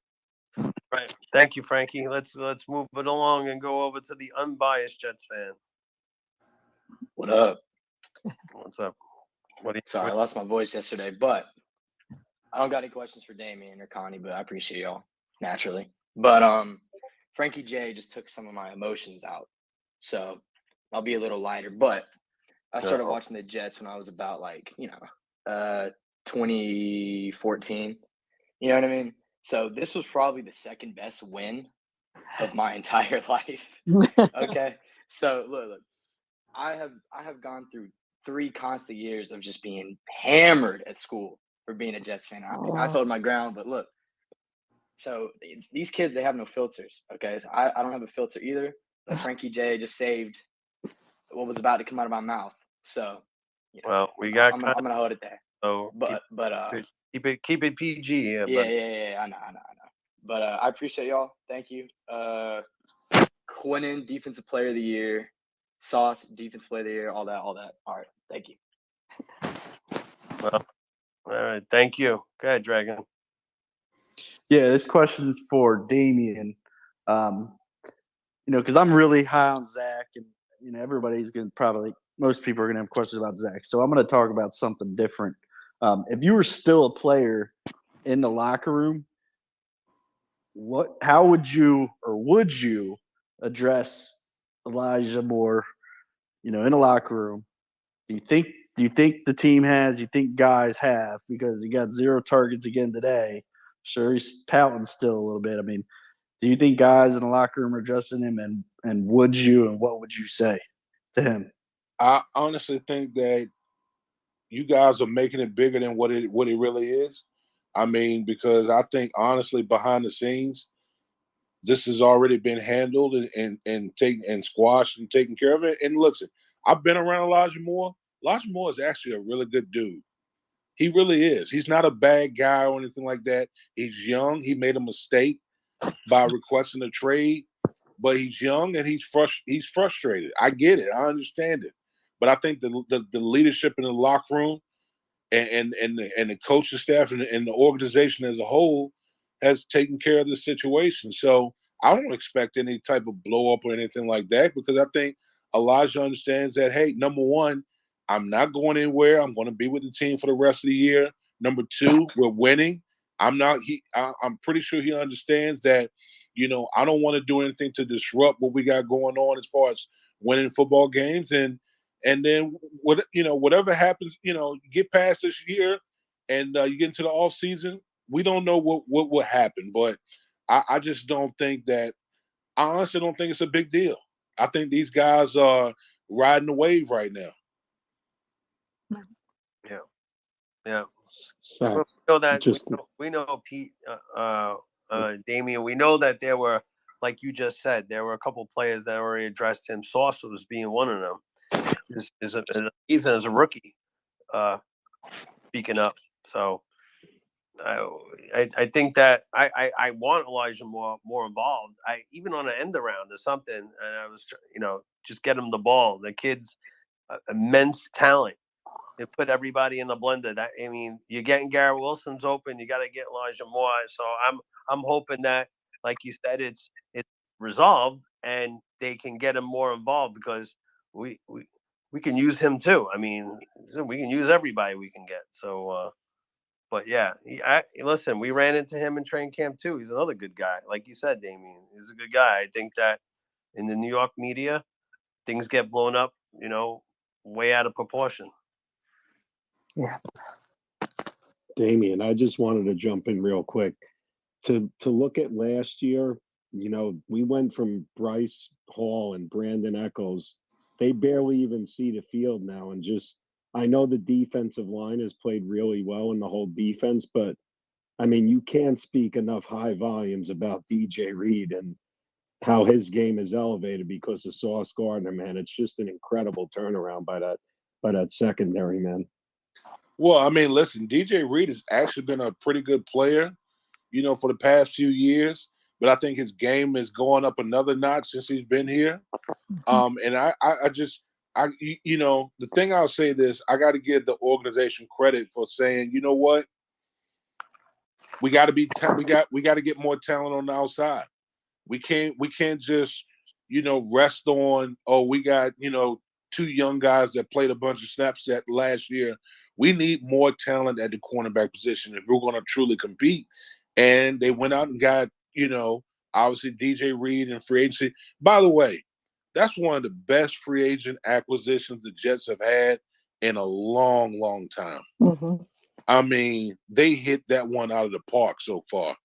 And then obviously drafting Sauce number 4 in the draft. He's been as advertised, and let's not even leave out Michael Carter II. Michael Carter II has been playing fantastic football, and then the two safeties, Jordan Whitehead and LaMarcus Joyner. So all those guys, man, have been playing terrific football, man, and combine that with the defensive line.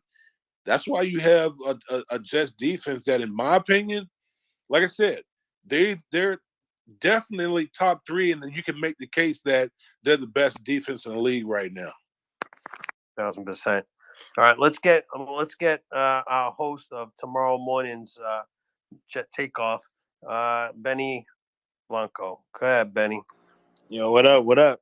I'm on cloud 9. I can't lie. I just popped in right now. I don't even know how to feel. I'm kind of speechless. But all that being said, I know it's hard for a defensive tackle to necessarily win the award, but Quinnen with another sack today. When are we going to start having the conversation of Quinnen Williams potentially being Defensive Player of the Year? Because he's been that dominant. What do you guys think about that? Well, here's what I'm going to say. With each game, and you keep winning, those conversations will get louder and louder, especially when you're playing in New York. And so as long as Quinn keeps playing the way he's playing, trust me, if he keeps playing the way that he's playing and the Jets keep winning, that noise is going to get louder. So, I mean, there's just a lot of guys playing really good football, but obviously Quinn is playing at an all-pro level this year. Yeah. Absolutely. I mean, even looking, you can even throw Sauce in there, even as a rookie. He wouldn't just be defensive rookie of the year. I mean, he's got to be in that conversation at some point. But he's doing it. We were running the stats yesterday. It's miraculous, especially as a rookie. I mean, I don't have the stats again, but what we were talking about yesterday was like ungodly, like the stuff that he's doing down there at corner. So Sauce is in that category as well. I mean, he's playing out of his mind. All the rookies. I mean, all the rookies are playing out of mind. And like I said, I think Damien was saying it earlier. What makes me even more excited, not just for this year, but thinking about give us another free agency, and another draft. Right. Really building a team that could be elite for a very long time. And that's what's exciting to me. Yeah, I mean, listen, I think the Jets are set up really, really well. I think the big key is the quarterback. The quarterback has to continue to develop and get better. If the quarterback continues to develop and get better, this team will be scary for quite some time because they have so much young talent. Yeah, no, absolutely. Everybody, check out Benny's show tomorrow morning. He'll be on there. Coffee to that show. Go ahead, Damien. Hey guys, I got to jump off the phone because I got to jump on another call. I'll jump back on if you guys are still on. All right, well, Damien, listen, if we don't catch you, we'll be on for a while, but we don't catch you again. Many thanks for joining us and spending time with us as always. You know, we have a lot of love for you. Oh man, listen, like I tell you guys, man, I enjoy jumping on and talking to everybody, and I mean, you know what I think of you guys and the work y'all doing as far as the lounge is concerned. So I will be back. Give them hell tomorrow too, Damien. If I don't speak to you. Oh man, hell, that's an understatement. I'm about to act a damn fool on TV tomorrow. You got that hammer, Damien. I seen the hammer thing with the glasses and all that. Just Yeah, don't that's right. tell it's a hammer. Yeah, hey, they lucky. See that? See, usually I do that on Thursday. They lucky. I don't have that tomorrow. I might bring it out tomorrow though, just in case. I might do that tomorrow. Damien, what's the time Greeny will love it. schedule Greeny tomorrow? will love it. Oh, I Damien, know. what, Oh, Greeny's going to be insufferable this whole week. I can tell you that right now. Damien, what's the time schedule tomorrow for That's ESPN? awesome. You'll see me on I'll be on starting at noon, the noon Sports Center, and then all throughout the afternoon. Okay. All right, man. Thank you, man. We'll All be right, y'all watching. take it easy. Have a good night, everybody. We'll be You watching. too. Bye, Damien. Okay, bye, Connie. Damien Woody, class act. He is. He sure is. All right. Go ahead, Hood. Hello. Hey, everybody. How's it going? What's up, brother? What up, Hood? Hey, man. Psyched like everybody else. I mean, finally, we got something that we could all just look. I mean, just think about where we all were last week this time. I know. We were ready to just buy our tombstones and just say, okay, listen, we can get whatever. But man, what a turnaround! I mean, it really looked like a solid turn into Bill Belichick this week, where he didn't beat himself. You know, we didn't make those stupid penalties that cost us games. Cost us big third downs and turned them into first downs. And our offensive line. Who's that coach? Benton. Yes. It's just like last season. I mean, last season started off horrible, but as the weeks went on and as more and more people got hurt, the line just got better and better and better. And I can't wait to see what this line's going to look like in a year or two when we have the same players playing every week, for a year or two. It's going to be scary, So just some comments today. Seeing Zach step up in the pocket made me cry. Step up in the pocket, throwing some, hitting the guys in 3-second drive, hitting them fast, seeing screenplays. Again, I just love seeing screenplays when they're coming after us. And now I can't wait. I just can't wait till we play New England again, because I really think Saleh learned a lot last week.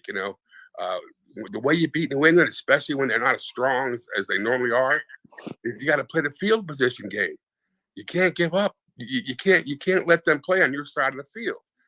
Even if you got to punt the ball away, you got to play the ball on their side of the field and try to get up by a touchdown or two, and then you can start loosening things up. But again, most importantly, you can't beat yourself with stupid penalties and stupid plays.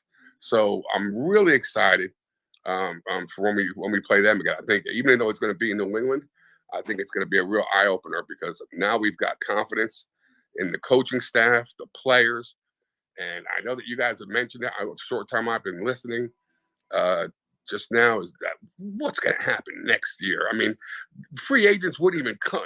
Now I understand the tax situation in New York makes it hard to sign free agents, but now we have a team where, for the first time in a long time, free agents, good free agents, are going to want to come here. They're going to want to play here. And they know that whoever we draft is going to complement whoever comes in free agency, and also whoever else we have playing. So I'm just like everybody else. I'm so excited. I'm more excited than I've been in years, and I can't look more forward to the next time we play New England, because that's the team I want to beat. When's the last time we beat every team in our division in one season? I don't even know.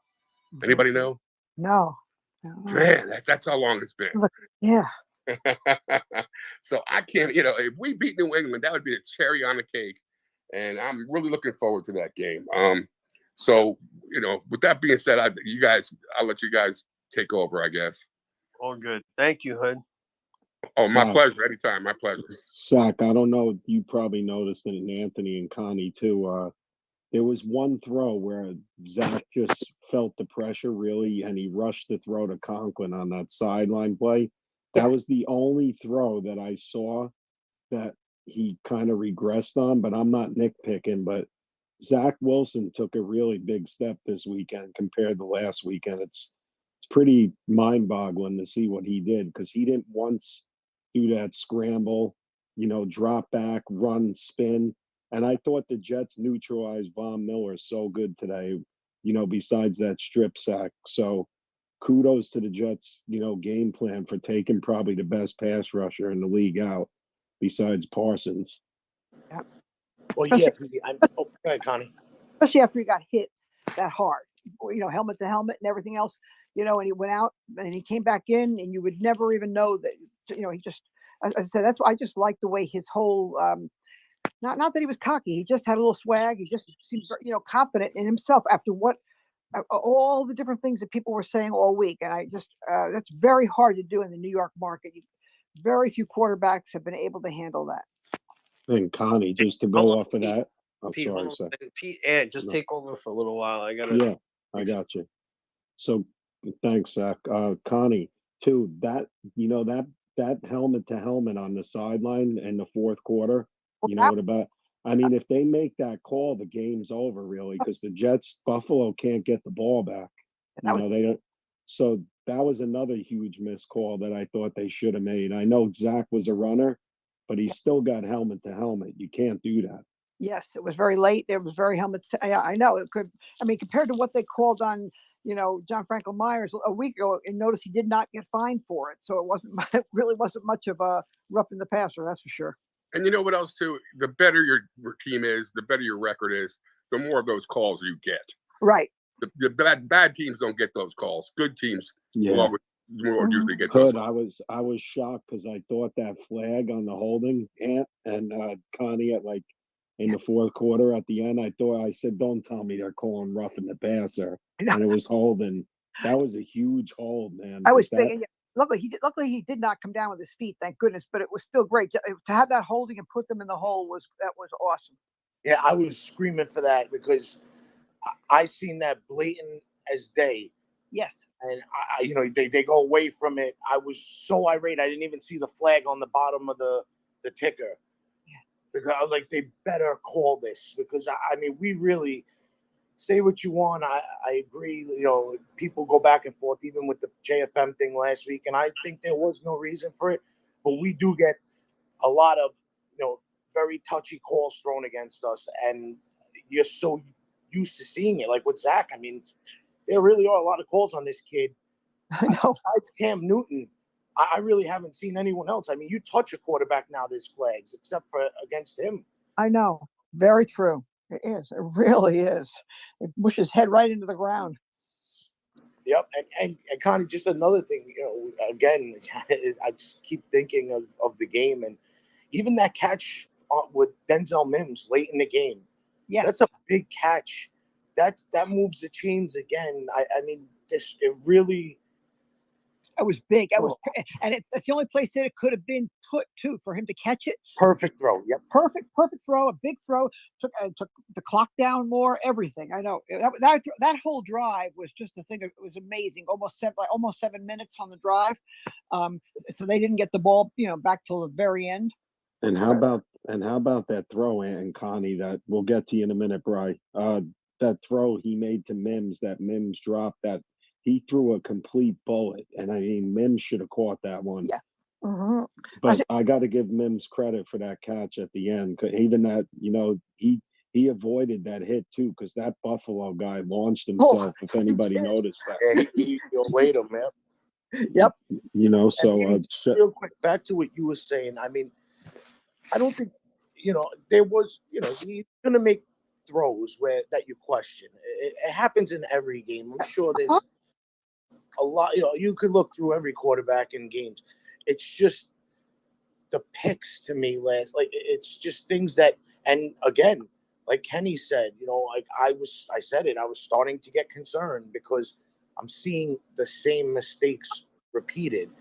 This week, he didn't do that. He stepped up into the pocket. Sometimes the best thing, you let the pressure work against itself. They want a bull rush and move, take a step forward. I was watching when we had the camera delay. I seen that the Colt game and that kid Ellington, and I see him dipping his shoulder, running forward. I'm like, oh my God, like this kid can't even hold Zach's shoelaces, and this is what I want him to do, and it just needs to click. And I'm going to truly believe sometimes in the moment you see someone do it and you're like, that's what I need to do. Like I consider work, like at work with construction, sometimes guys work different ways. I'm like, oh, you know what? That's a good way to do it. I should do this when I'm doing that. I'm going to do it that way because it seems so much easier. Maybe him seeing Josh Allen running in that first half, I truly believe that. You can watch all the film on yourself, and in the moment, it's a different thing because I really feel he was different the rest of the game as he was early on. Because early on, I was like, oh boy, like, you know, you're starting to get like the bubbles in your stomach, like, oh man, this could be a long day. Yeah. But I got to his credit, he did whatever he had to do to get it together, and Mm-hmm. You know, won the game. And it's hard to go against what your basic nature is, which is what he was. As I said, when they had him at in pro day and everything else, what was the big thing about him that everybody saw was that amazing throw, right? And he went left and threw right deep, and everybody marveled about the greatest throw they've ever seen in a pro day. Now you're all of a sudden, then you come to camp and you're like, okay, now you're in the pocket. You can't do that. So as I said, to me, it's like telling, you go out with somebody who's a great dancer and you fall in love with them. And then all of a sudden you marry them and you say, no, you can't dance anymore. And so, because I want you to be at home. So, I'm saying you're taking a person away from what they naturally do. So it takes a while, I think, to break those kind of habits. Yep. And the thing is, Connie, you hear, like Josh Allen said it perfectly. Excuse me. This week, he threw those 3 picks against the Patriots, and then something clicked. Yes. It looked like something clicked to me with him running the ball today. I truly mean that because I don't think he runs on those 3-4 plays that he ran today 2 weeks ago. I really don't. No, I agree, Ant. I think you're right, because he said, they asked him after the game too. He said, yeah, no, I do. I see. He goes, Josh is one of my favorites, and I try to copy him. I watch his film. I watch a lot of his tapes, and I try to copy and do things. So I think you're right. I think you're onto something. Yeah, he escaped, and we were screaming for him to run, and he ran. And Connie and Ant, you guys are gonna. I mean, Petey, it was there all game. Cousins is down on the bottom, and we go back and forth for the whole game from first snap to last snap, and we kept saying if he just rolls to the right, it's there. The first down is there, and then he started to do it, and I feel that he got confident doing it and kept going back to it.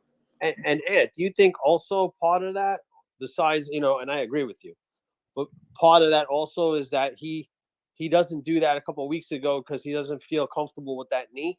With the knee. I agree. He's been hurt twice, last year and this year. And so you start getting a little bit, he's not the biggest stature guy. Like he's not like Justin Fields, who's 6'3" and 230. He's 6'2" and he's 210. No, and the best part of these runs is that he's running safe. He got that first down. He made that one little cut because he had the room, but as soon as he seen 2 guys in front of him, he went down. Yes. Same thing as the out of bounds play. He ran to the sideline and got out so he wouldn't get touched. And that's what I think. Maybe it's a phobia. It happens. People are afraid of certain things until, people are afraid of swimming, and then you get in the water and you're like, oh, okay, this isn't bad. If I'm not up to my neck, I won't drown. Yeah. Like it's just using his example. And I think he realizes that, and maybe it's because he got so much, he got a lot of slack, not slack, but he got a lot of people when he got hurt in preseason, like, why are you doing this? And, it's almost like the poor kid don't know what to do. Do I run? Do I not run?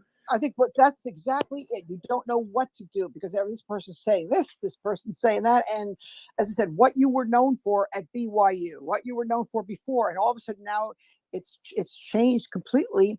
They want you to be smart about it, but he also wants to show his toughness. It takes a while. Everybody used to always take 4 years, and now quarterbacks and the rules are so different. Guys didn't run back. Steve Young and a few others did, but Randall Cunningham. But overall, they didn't do it back then. You were more concentrating on your 3, 5, 7 drop and getting hit in the face, which you can't do anymore, by the rushers, and still standing in the pocket and throwing. And now it's, can you roll out? Can you do this? Can you do that? So I think at times, I think he still is finding his way. Yep. And Connie and Anthony, I want to tell you guys how insane it was in there at the end of the game. Yeah, I was yelling so loud, and I'm not even exaggerating to all the listeners. I literally,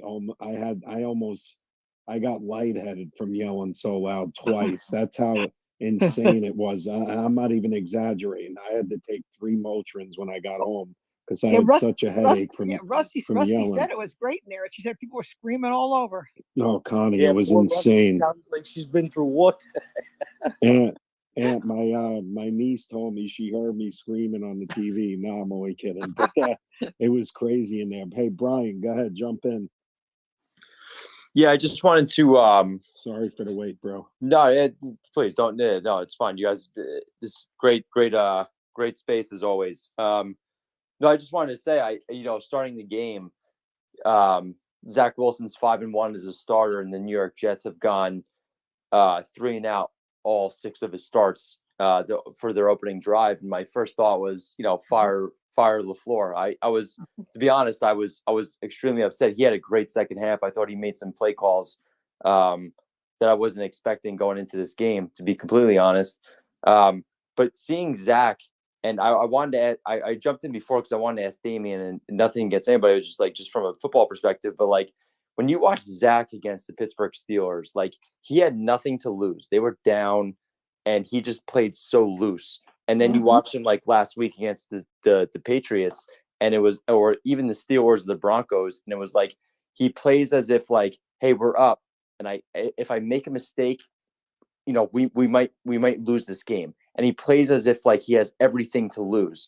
And then you play against the Buffalo Bills this week, and it's it's such a fluid game where it's back and forth, where Zach almost looked just so comfortable being hey, I just need to control this game. I just need to the running game obviously was hot, and it's you see Zach, and this game is just running so well, and he plays such different football compared to what he did last week, where it was he felt like he needed to win the game last week. And this week against Buffalo, who's a 10 times better team than the Patriots, he just played hey, listen, I'm just going to play. I'm going to be Zach Wilson. I'm just going to play ball. And I honestly think those, I don't know, the first 2 or 3 drives to start the second half, that is what New York Jets fans expect in Zach Wilson. And not only expect, but that is exactly who Zach Wilson is. That's why we drafted him number 2 overall. And it's crazy to see we can go out there and beat a team like Buffalo, but when he goes out there and plays against New England and he feels like he has to be the hero, he looks like shit, and he looks like a totally different quarterback. And I just I'm curious as to what makes him change his mind. Why think that you have to beat New England, but you don't feel that same way against Buffalo? And because it didn't look the same way. I think the coaches just told him, don't run to the sidelines. Don't escape from the pocket sideways. Yeah, but he didn't have to today. That's the thing. Go forward. And you can say the offensive line looked great, but he didn't have to run away. Today, there was he stepping up in the pocket and making throws today was one of the biggest one of the biggest improvements that I saw in Zach Wilson over last week. Making runs, staying in the pocket, and making throws. When Zach Wilson stays in the pocket, whether it's a good offensive line or not, you have 2.5 seconds to throw the ball. He looks like a different quarterback than he did last week against New England. It's night and day. Against New England, he was getting flushed sideways. He kept running to the right side, cutting half the field. And today he was running forward. Yeah, that's what I'm saying. Exactly, that's what I'm saying. I think part of it has to do, though. You got to give. I hate the man. Bill Belichick does this to young quarterbacks. I mean, today they had 9 sacks. The Patriots did today on Ellinger. So, I mean, he does things to confuse these guys. It's not even fair. Connie, I agree with you, but when you look at the tape, and we all, as Jets fans, not I don't sit here and watch tape, but when you see all these beat reporters put out these things, and Mike Nania and all these guys, it's all of a sudden you start seeing Zach was missing guys, and not even missing throws. He was missing guys where he didn't have to roll out. And Bill Belichick, yes, to your point, I'm not going to knock him, but Zach just was straight up missed guys on he wasn't stepping in the pocket that pass last week against New England where he threw it to Conklin for 30 yards downfield. All he had to do was run 5 yards and get a first down. He didn't. this week he did that, and it's like it's just it seems to me like there was a completely different mind shift in the way he played football last week compared to the way he played I this week. think It was he like got night and day. into a flow, Brian. I think I'll give you the perfect example. The drive they were having when that camera snapped, he was controlling the game, nice quick screens, and then that happened, and it stopped him. And what happened? He came back and we went offside. Mims went offside, and then then we were first and 15, and boom, that threw everything off. It threw him off, and I think that's what happened last week. He could not get in a consistent flow. I'm almost willing to say I'm 100% sure if that pick six happens last week, they do not lose that game, because now the game becomes their type of game where it's run quick, accurate, easy throws. And I hate to cut you off. That's the point I'm trying to make. Like he had nothing to lose at that point. Like the Jets are up 17-3. They're, granted, New England gets the ball at half, whatever, doesn't matter. But like he plays a totally different style. With Buffalo, it was back and forth all game where it's like, hey, listen, Zach can either win this game or he can lose this game. It didn't matter. But like against Pittsburgh, he had to just like they were already down. All he had to do was just play football, and they won the football game. Like, and then New England, it's like, or even you can say against like Green Bay and Denver, he was getting a lot of shit, and it's because like he had a lead against elite defenses, and like he just like didn't want to. You could almost see that like Zach didn't want to throw an interception because he didn't want to lose the football game. Right. And then all of a sudden, like against Buffalo, it's like completely different. Like he's playing as if like, hey, listen, this game is back and forth. I can either win this game, I can lose this game. Just play football, and he did it. And that is the thing that I don't understand about Zach. He's the most the one game that he lost to the Patriots. Look at the pass attempts. They didn't run the ball. They stopped running the ball. I mean, 15, we had 15 rushes. I don't know how many. I don't know how many we had today. I think he had 42 pass attempts, Connie, or something like that. They were saying on TV, right? He should always be throwing between 20 and 25 times. Yes. A game. Yeah, but Connie, when he does that, Jets fans rip him. That's the problem. You have to not listen to that. Like you said, you just got to, and that's why I said I really admire what he did in just shutting out the noise, because it's hard. Even Coach Sala was saying, I think he's doing okay. These kids are, they grow up a little bit with social media and all that kind of stuff. He said, I couldn't take it because it's so hurtful. But he said, I guess some of them can take it better. But it is really, if you go back, even Sanchez's first year, he was free flowing and he was loose. And then as more pressure, he would hesitate. And he would be stiff, and he changed in his whole way. And it happened to Richard Todd. It happened. I mean, you can name most of the quarterbacks. Only Eli for the Giants. And Namath. Those were the two that could let things roll off their back, and they didn't have social media.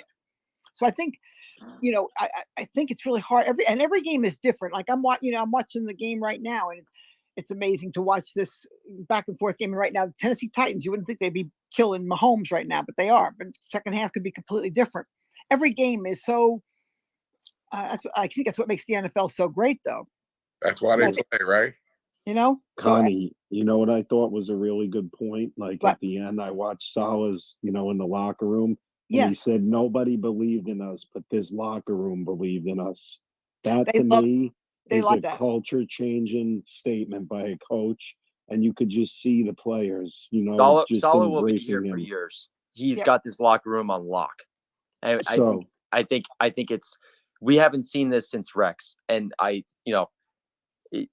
was 2012, where like remember when Rex came here, and the next thing you know, it was like Jim Leonard, Bart Scott, all these guys just started traveling with them because it was like we believe in what Rex, who he is, and we believe in him as a coach. And like Salah's doing the same exact. I mean, Richard Sherman is now all of a sudden like a Jets fan.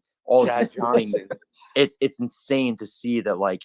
Robert Saleh has this locker room like on lock. Like there's not doubt in my mind. Remember when he said the receipts thing, and everybody was up, and I mean, so many every player in the NFL talks about receipts now. Now it's it could have gone either way. It could have gone really bad, right? And from then on, it would have been the laughing joke kind of thing.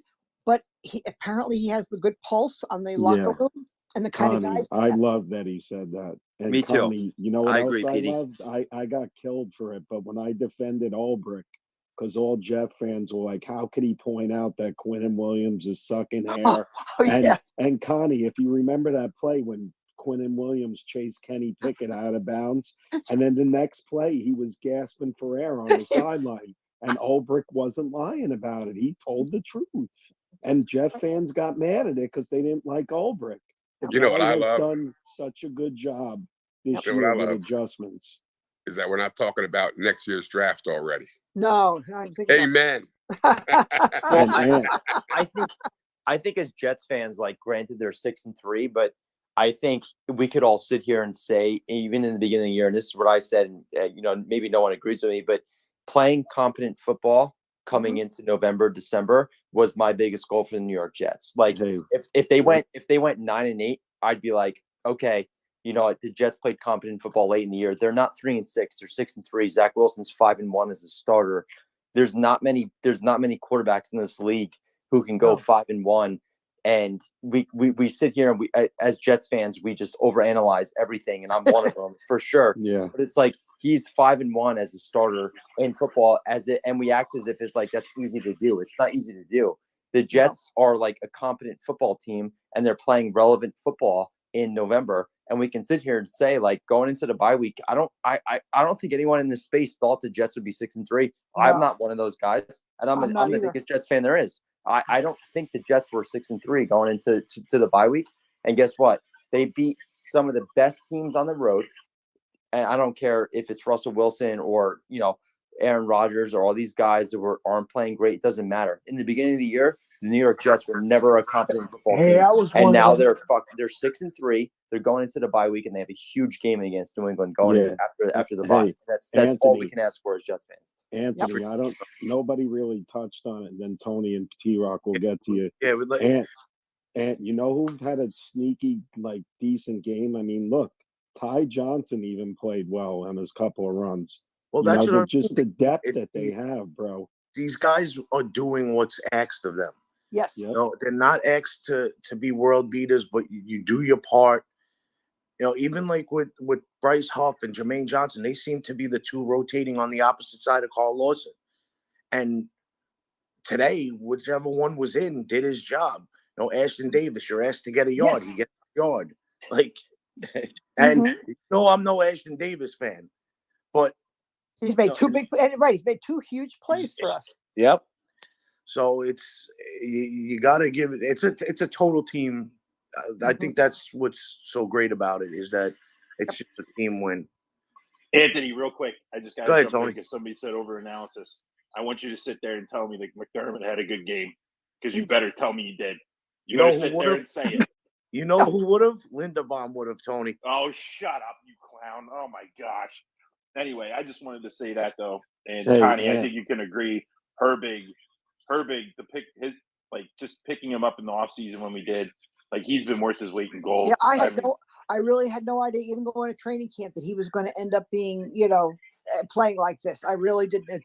It's been again, great pickup. Very just quietly a really good pickup. And we still have, when Max Mitchell comes back, we still, we've got some different things, which is great. And I really think just the interior line played outstanding. They did. Tomlinson, Herbig, and people forget Ed Oliver's out there, Rousseau was out there. I don't remember hearing their names at all today. But It was crazy. McGovern doesn't get any kind of kudos, but he's done some, center. He's done a great job at center. You hear that, Anthony? Let Connie's words sink into your brain. Connie was great. Connie, you broke up a little bit. Sorry, Tony. I couldn't hear what you said. Hey, let's get Nicole in here because she hasn't spoken yet. Hey, Nicole. Hey everybody, how you doing? Great, What's up, great Nicole? day today. Absolutely great day today. And I just, I was gonna say something else, but I want to just hop on what a thought I just had. We're talking about these guys no one expected to do well, and look at them all stepping up. I think that points to coaching, honestly, right? I mean, they're just not producing miraculously. I think that we need to give You're right. a shout out to our coaches for that. But I just wanted to say something about Zach. And there was one play that really impressed me today. And it might sound kind of counterintuitive, but it was the sack that he took late in the game. Yes. It was a decision that he had to make in the moment. It was the right decision to make, and it was against every instinct that he has in his game that we've seen. Like, normally, I would have expected a scramble or a crazy play or a throw that might have ended up in the other team's hands. But he made the right decision, and that showed me real growth in his game today. Great point. I agree completely. Thanks, Nicole. And how about those sidearm throws by Zach today, too? Yep. Absolutely. Good to hear from you, Nicole. Appreciate you as always. How about that sidearm throw that Zach made? I think it was 3rd and 5 to Garrett Wilson, Yeah, he and made a lot I of lost them, my Mike. mind because they only got 2 yards out of it, and it was like 4th and 3. And I'm thinking and I'm watching the game, and I'm like, Buffalo on 3rd and 5, like even New England last week, they're just getting 3rd and 10s, 3rd and 8s left and right, and Zach Wilson has to make a sidearm throw, and all they get is 2 yards. And I'm like thinking to myself, that's when I started losing my mind. I'm like, this can't be the offensive calls that we're calling here. We gotta, if Zach's gonna make that throw, it's gotta get 10, 15 yards, and it just wasn't. It's so strange that Zach has to make these crazy throws, yet Josh Allen could, on 3rd and 5, just dump it off to a tight end and run for 15 yards. Yep. Hey, let's get to Big T-Rock and then Cousins. What's going on, man? Sup. Man, the reason why Zach played well is because the team overall played well. Team gave him time. Shout out to the offensive line because he didn't have that. He didn't have that type. He didn't have blocker. I mean, he didn't have rushers coming loose. I didn't see one. Okay. Better decision making. Okay. Outstanding game plan by Mike LaFleur. Okay, so and obviously dealing with adversity and just choosing to play a lot better than and making better decisions. And so basically, that's pretty much why I feel he definitely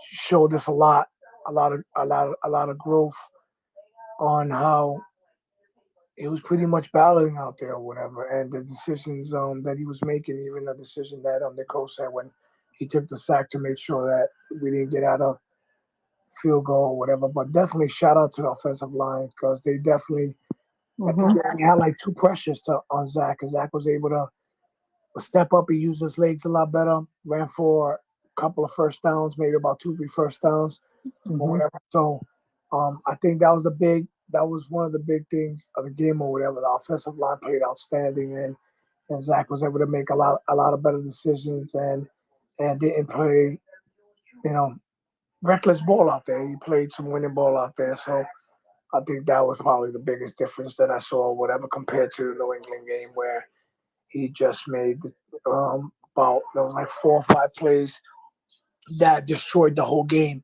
Because people think that it was just a horrible game. No, it was about 4 or 5 plays that he made out there that were just, reckless or whatever, which destroyed everything else that he did out there, which he played pretty much well in the New England game or whatever. But that's what I saw out there today.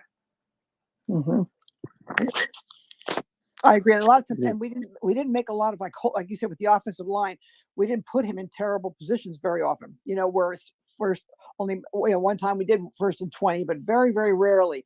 We were 1st and 10, then we were 2nd and 6, 3rd and 3. So we kept him in that, which was really important, like for the rhythm, as we say for him to get into that rhythm. And you also help the defense when you move. I mean, last week we had their field position was phenomenal the entire game. It's a lot of stress to put on the defense. And Anthony, I heard also, he was audibling instead of to pass, he was audibling back from pass to run because the Jets were beating on the Bills or whatever. So that should show you the type of quarterback he is. That he doesn't care about stats. He just cares about winning, and obviously helping the defense by you pounding the Bills or whatever. The defense is getting their wind, so they can go out there to definitely finish that game or whatever. And to be honest with you, when they got that field goal and Josh got the ball back or whatever, I swear to God, I knew the Jets were going to stop him. Right. Yeah, I mean, at that point, that's what we asked for. We asked to be in the game, and you know what? It came down to a final possession, and you know, at that point, you're hanging in with them. It was a good game. They had the ball. They had their opportunity where they could have tied it, and the team, you know, to the defense's credit, I mean, you can't take nothing away from this team. You know, the defense kind of got killed last week. They had a lot going against them. Bad field position, constantly on the field. That's a lot to ask from a defense, no matter what defense is on the other side of the field. You know, you seen today, Buffalo, that last drive, they were done. That guy laid on the floor because he knew that defense was just worn out. But go ahead, Cousins. Then we'll get to you, Lucas.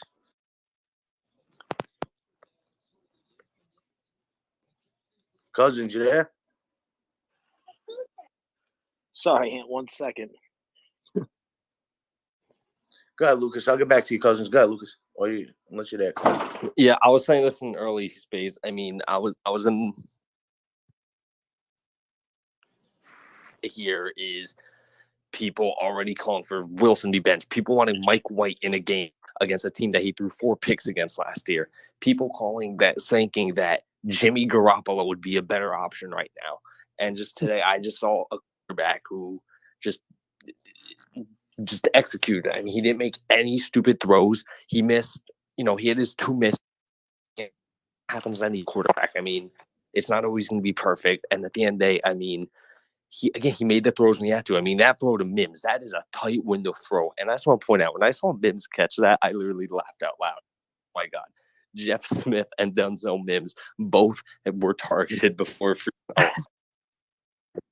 Well, more literally, he's just doing cardio at this point. He's just doing his weekly cardio in the back, running around trying to, who knows what, trying to throw the defense off. But I mean, listen, it was a great win. I mean, against a top defense, and you know, it's just a win that makes you feel better, even better about the team. And again, I've just been like lost for words all day because I mean, all week it was just so much Wilson slander, and it's just so good to see him not go deeper in his hole. Because I just remember the Darnold ghost game.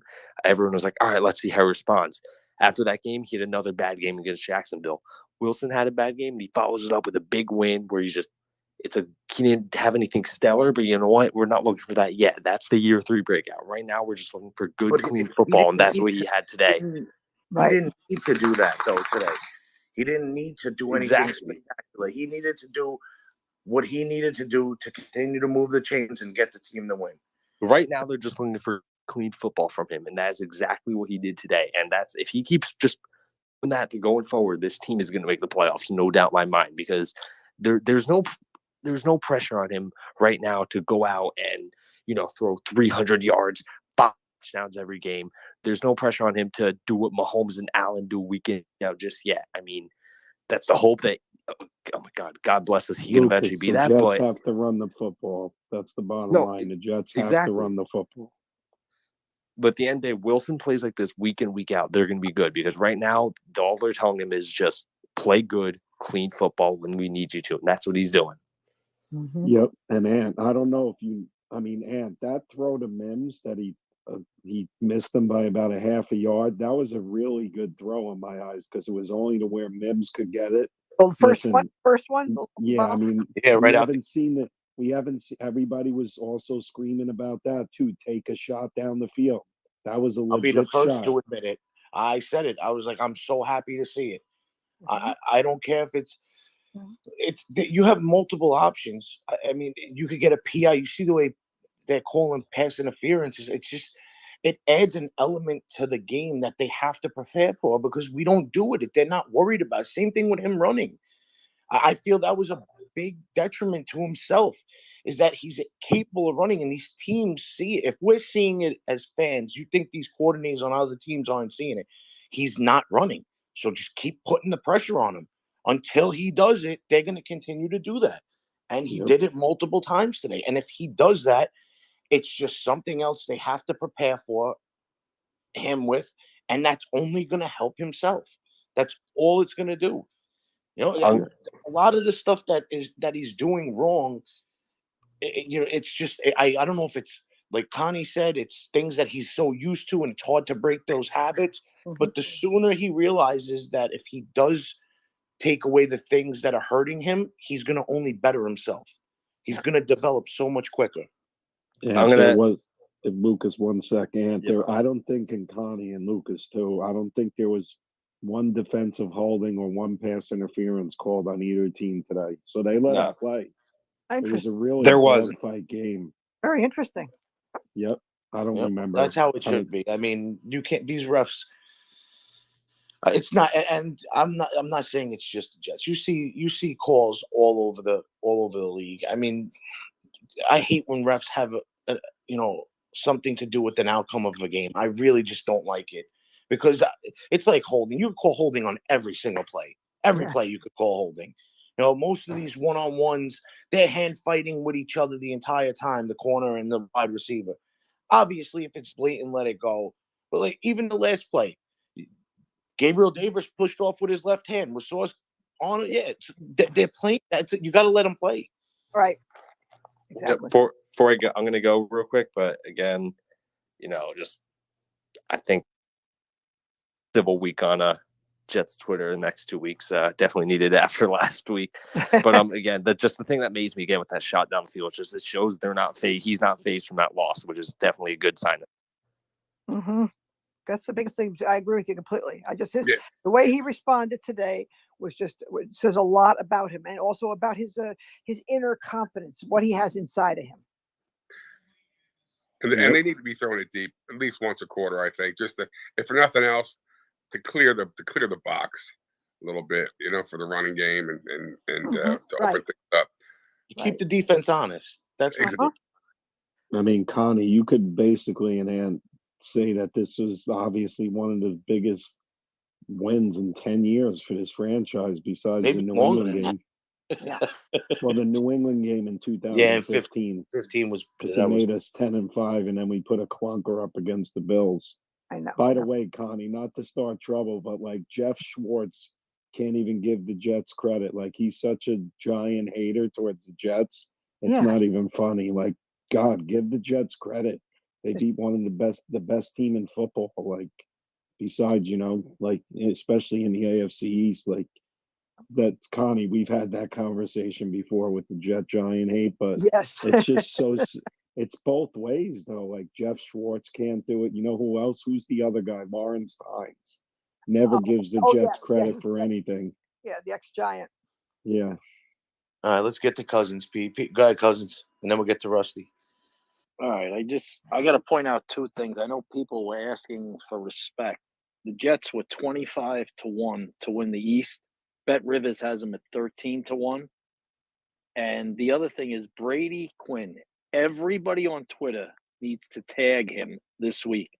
This clown won 4 games in his career. Zach Wilson is 5-1 in a stretch where he said the Jets might be 0-9 because of the schedule and Zach Wilson. So everybody on Twitter needs to tag him, and he needs to get out there and apologize. Amen, brother. I agree with Amen. 100%. 1,000,000%. You got me in your corner. 1,000%.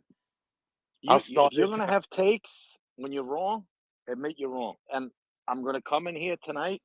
I told you guys earlier, I buried Olbrich. I got to give the dude credit. I mean, everybody's giving Saleh credit. I mean, this whole coaching staff, I think other than LaFleur having Zach run the ball more today, with the Bills overplaying everything at the line of scrimmage, I think the coaching staff was unbelievable. They put guys in a position to succeed today. And that, to me, is the most impressive thing I saw all day today. Hey, I also want to say one other thing. Sack brought up the referees. I'm tired. I don't want to hear the Jets are not good. The referees have been brutal in Jet games. Absolutely brutal. I was at that game last week. That call on JFM, if you're going to protect a quarterback, you didn't protect Zach last year against New England when Judon tried hurting him. You didn't protect him today. You don't call a helmet to helmet. I know. But yet last week they called a roughing the passer because the ref told Salah that John Franklin Myers hit the quarterback too hard.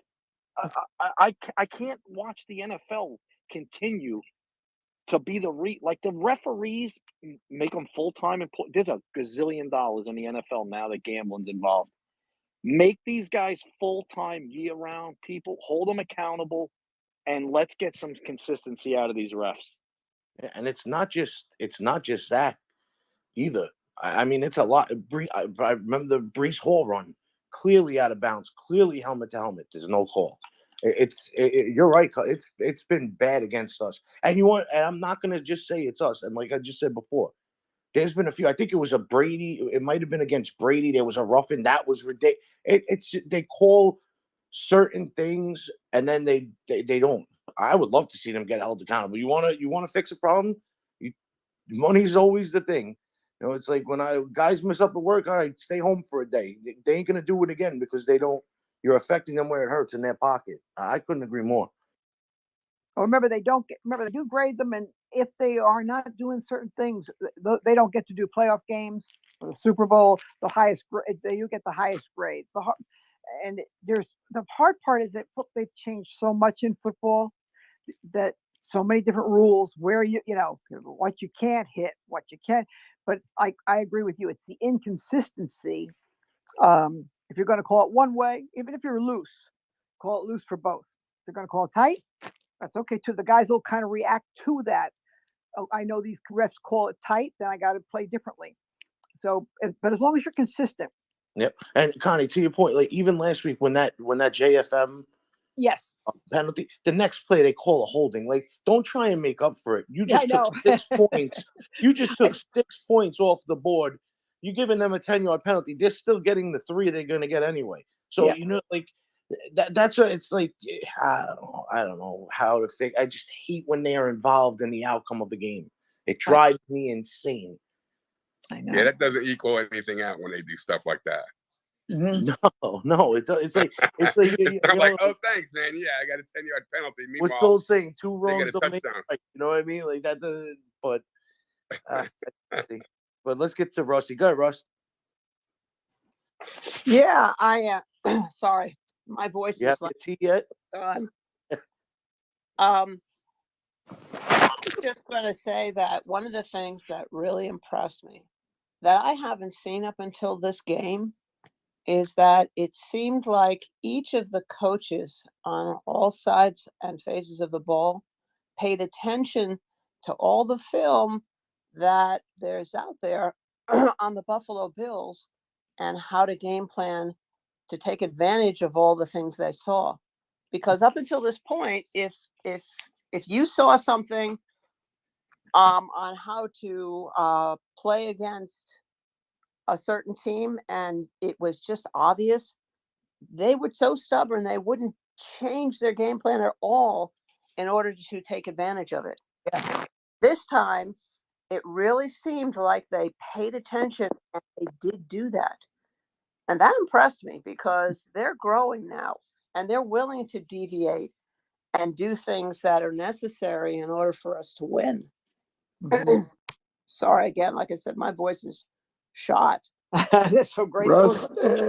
That's a sign of a good day. There's nothing wrong with. Hey, Russ, honor, yeah. You're good luck now, Russ. You might have to make a trip down to a few more games. Just saying. You know something? I just enjoyed this one so much that I would not mind going more. Absolutely. Oh, so great. Hey, Rusty, can I ask you? I know, Petey, you too. I mean, was it? I heard people say. I look on TV every shot. I seem to see Buffalo fans. It seemed like they traveled pretty this game. I'm gonna say this. I think it was 55-45 Jets, barely. It was almost 50-50, bro. There was Really? so many Bills fans there, bro. There But the were, problem and they is were all over in yeah, the Jet side of they the were everywhere, man. they You really know, it reminded me of the Jets Dallas game in 2019. It was Dallas always travels well, but they travel, these guys now. They're good. So I can't lie, but the jet fit noise that Rusty, it was deafening there in there at the end of the game, man. It was deafening, Oh, absolutely. It you was. know, so man, I'm not gonna sleep tonight. I hope Jets wins. All right. If anyone got any last thing, I gotta keep going. I gotta be up at 4:30 starting this new job. So I don't know if anyone has a PD. I don't know if you could stay up if you want. I'm good. I got to get off in a few minutes. Yeah, I'm good, bro. All right. If anyone has step any down. last things from Miss Connie, anybody? Connie, thank you. No, Thank you. pleasure. Always a pleasure, brother. I love it with all you, Jeff. You guys are amazing. Great. It's so neat to see how excited everybody is. It really is. Yeah, And we finally get a breather this week too. So yeah, right. and we could all, not only are they going to regroup, I guess we can regroup as well and get ready. I mean, it Hey, sucks. people, I got my last thoughts. Just enjoy it, man, because this looks like it's going to be the start of something special for a long time. And that'd be great. Listen, thanks, Connie, for coming on tonight. Oh, my pleasure. Thank you so much. You go, all of you. Everybody, have a good night's rest if you can. Connie, it was thanks, Zach. you here again. We've missed. What? I said it was really great seeing and hearing from you now Oh, face because we've missed you. oh, thanks. You know, I was. It sounds crazy, but I had what they call osteomyelitis in my toes, and I was on IVs for 6 weeks, so I couldn't go out of my house, couldn't do a lot of stuff. So I was just here, but you didn't feel like going on talking and with the infection and everything. So now it all cleared up. Got the MRI, so now I'm back to normal. Wow, that's You're great. ready for after the bye week. That's good. That's right. Good to hear. But we appreciate you always, and you're always looking out for everybody and wishing me well, and you're a special lady, and you know how we feel about you. So Appreciate it. I enjoyed it so much. Thanks for inviting me, Zach. Appreciate it. absolutely. You No, feel better. Connie. Pete, you feel better too. Okay. Yes. Thanks. Yeah. Have a good And night. Zach, Thank you. thank you, Have a man, and night. thanks to all the people that come on the lounge. We appreciate you very much. Yeah, no, absolutely. That's what a parting shot is. Look, as always, we love you guys down there. The guys that want to speak, great. The folks that just want to listen, that's great too. This doesn't happen. None of this happens. The Jet Lounge doesn't exist without you guys. Well, it would be me, Petey, and Anthony talking to each other. So we have a lot of love for you. I don't want to do that. I do that more than enough. So Yeah, so it'd be just me and Ant talking to each other. But no, I don't want to do that either. It's all right. but whatever the case is, look, not trying to get mushy, but the truth is that we do show the love. That's what we can do to give back. Every year, I think you guys know, a lot of you guys know, but the new folks is we do a Thanksgiving, a Jet Lounge. Well, it'll be a Jet Lounge now that there is a Jet Lounge, but I always would do a Thanksgiving for the folks that lost their jobs or people just can't, Jet fans that can't put food on the table. I'd take $100 out of my own pocket and I will give that to a family that is struggling. But like every year, people always try to match my 100, or they can buy $1.50. It doesn't matter, and we'll put it all together, and we'll give it to. We'll help as many families as we can, and we'll do that again this year for Thanksgiving, since Thanksgiving's coming up. So it's more than just Jet fandom. It's a family. It's a community, and it's something that we try to build together. And it used to be just me. Now it's 13 me. Every single one of them, Petey, Anthony, they all feel the same, and they all feel the same about the community, and that's what makes this thing work. So the team's strong. We got Benny tomorrow morning. If you guys are up to talk again, or just listen while you're working, and listen. So Zach, are we on a bye too this week or what? Yeah, we are. We won't have a show this whole entire week. We need to reset our own battery. So but we're not dictating. We were gonna dictate that for the rest of the shows, but it's not a dictatorship. So if PD wants to continue to do the show and Benny, everybody can, but for the original Jet Lounge show, we will be back after the bye. Give me a chance to rest too, because I'm We've still. been resting for 4 days. We don't want to hear it no more. Wow, tough Take a crowd. breather. We earned it. What a prick. All right, guys. I appreciate everybody. Sack, Petey, thanks for helping out tonight. Yes, sir. Rusty, Cousins, Big T, showing everyone. Kenny, your stadium. I see you guys. Appreciate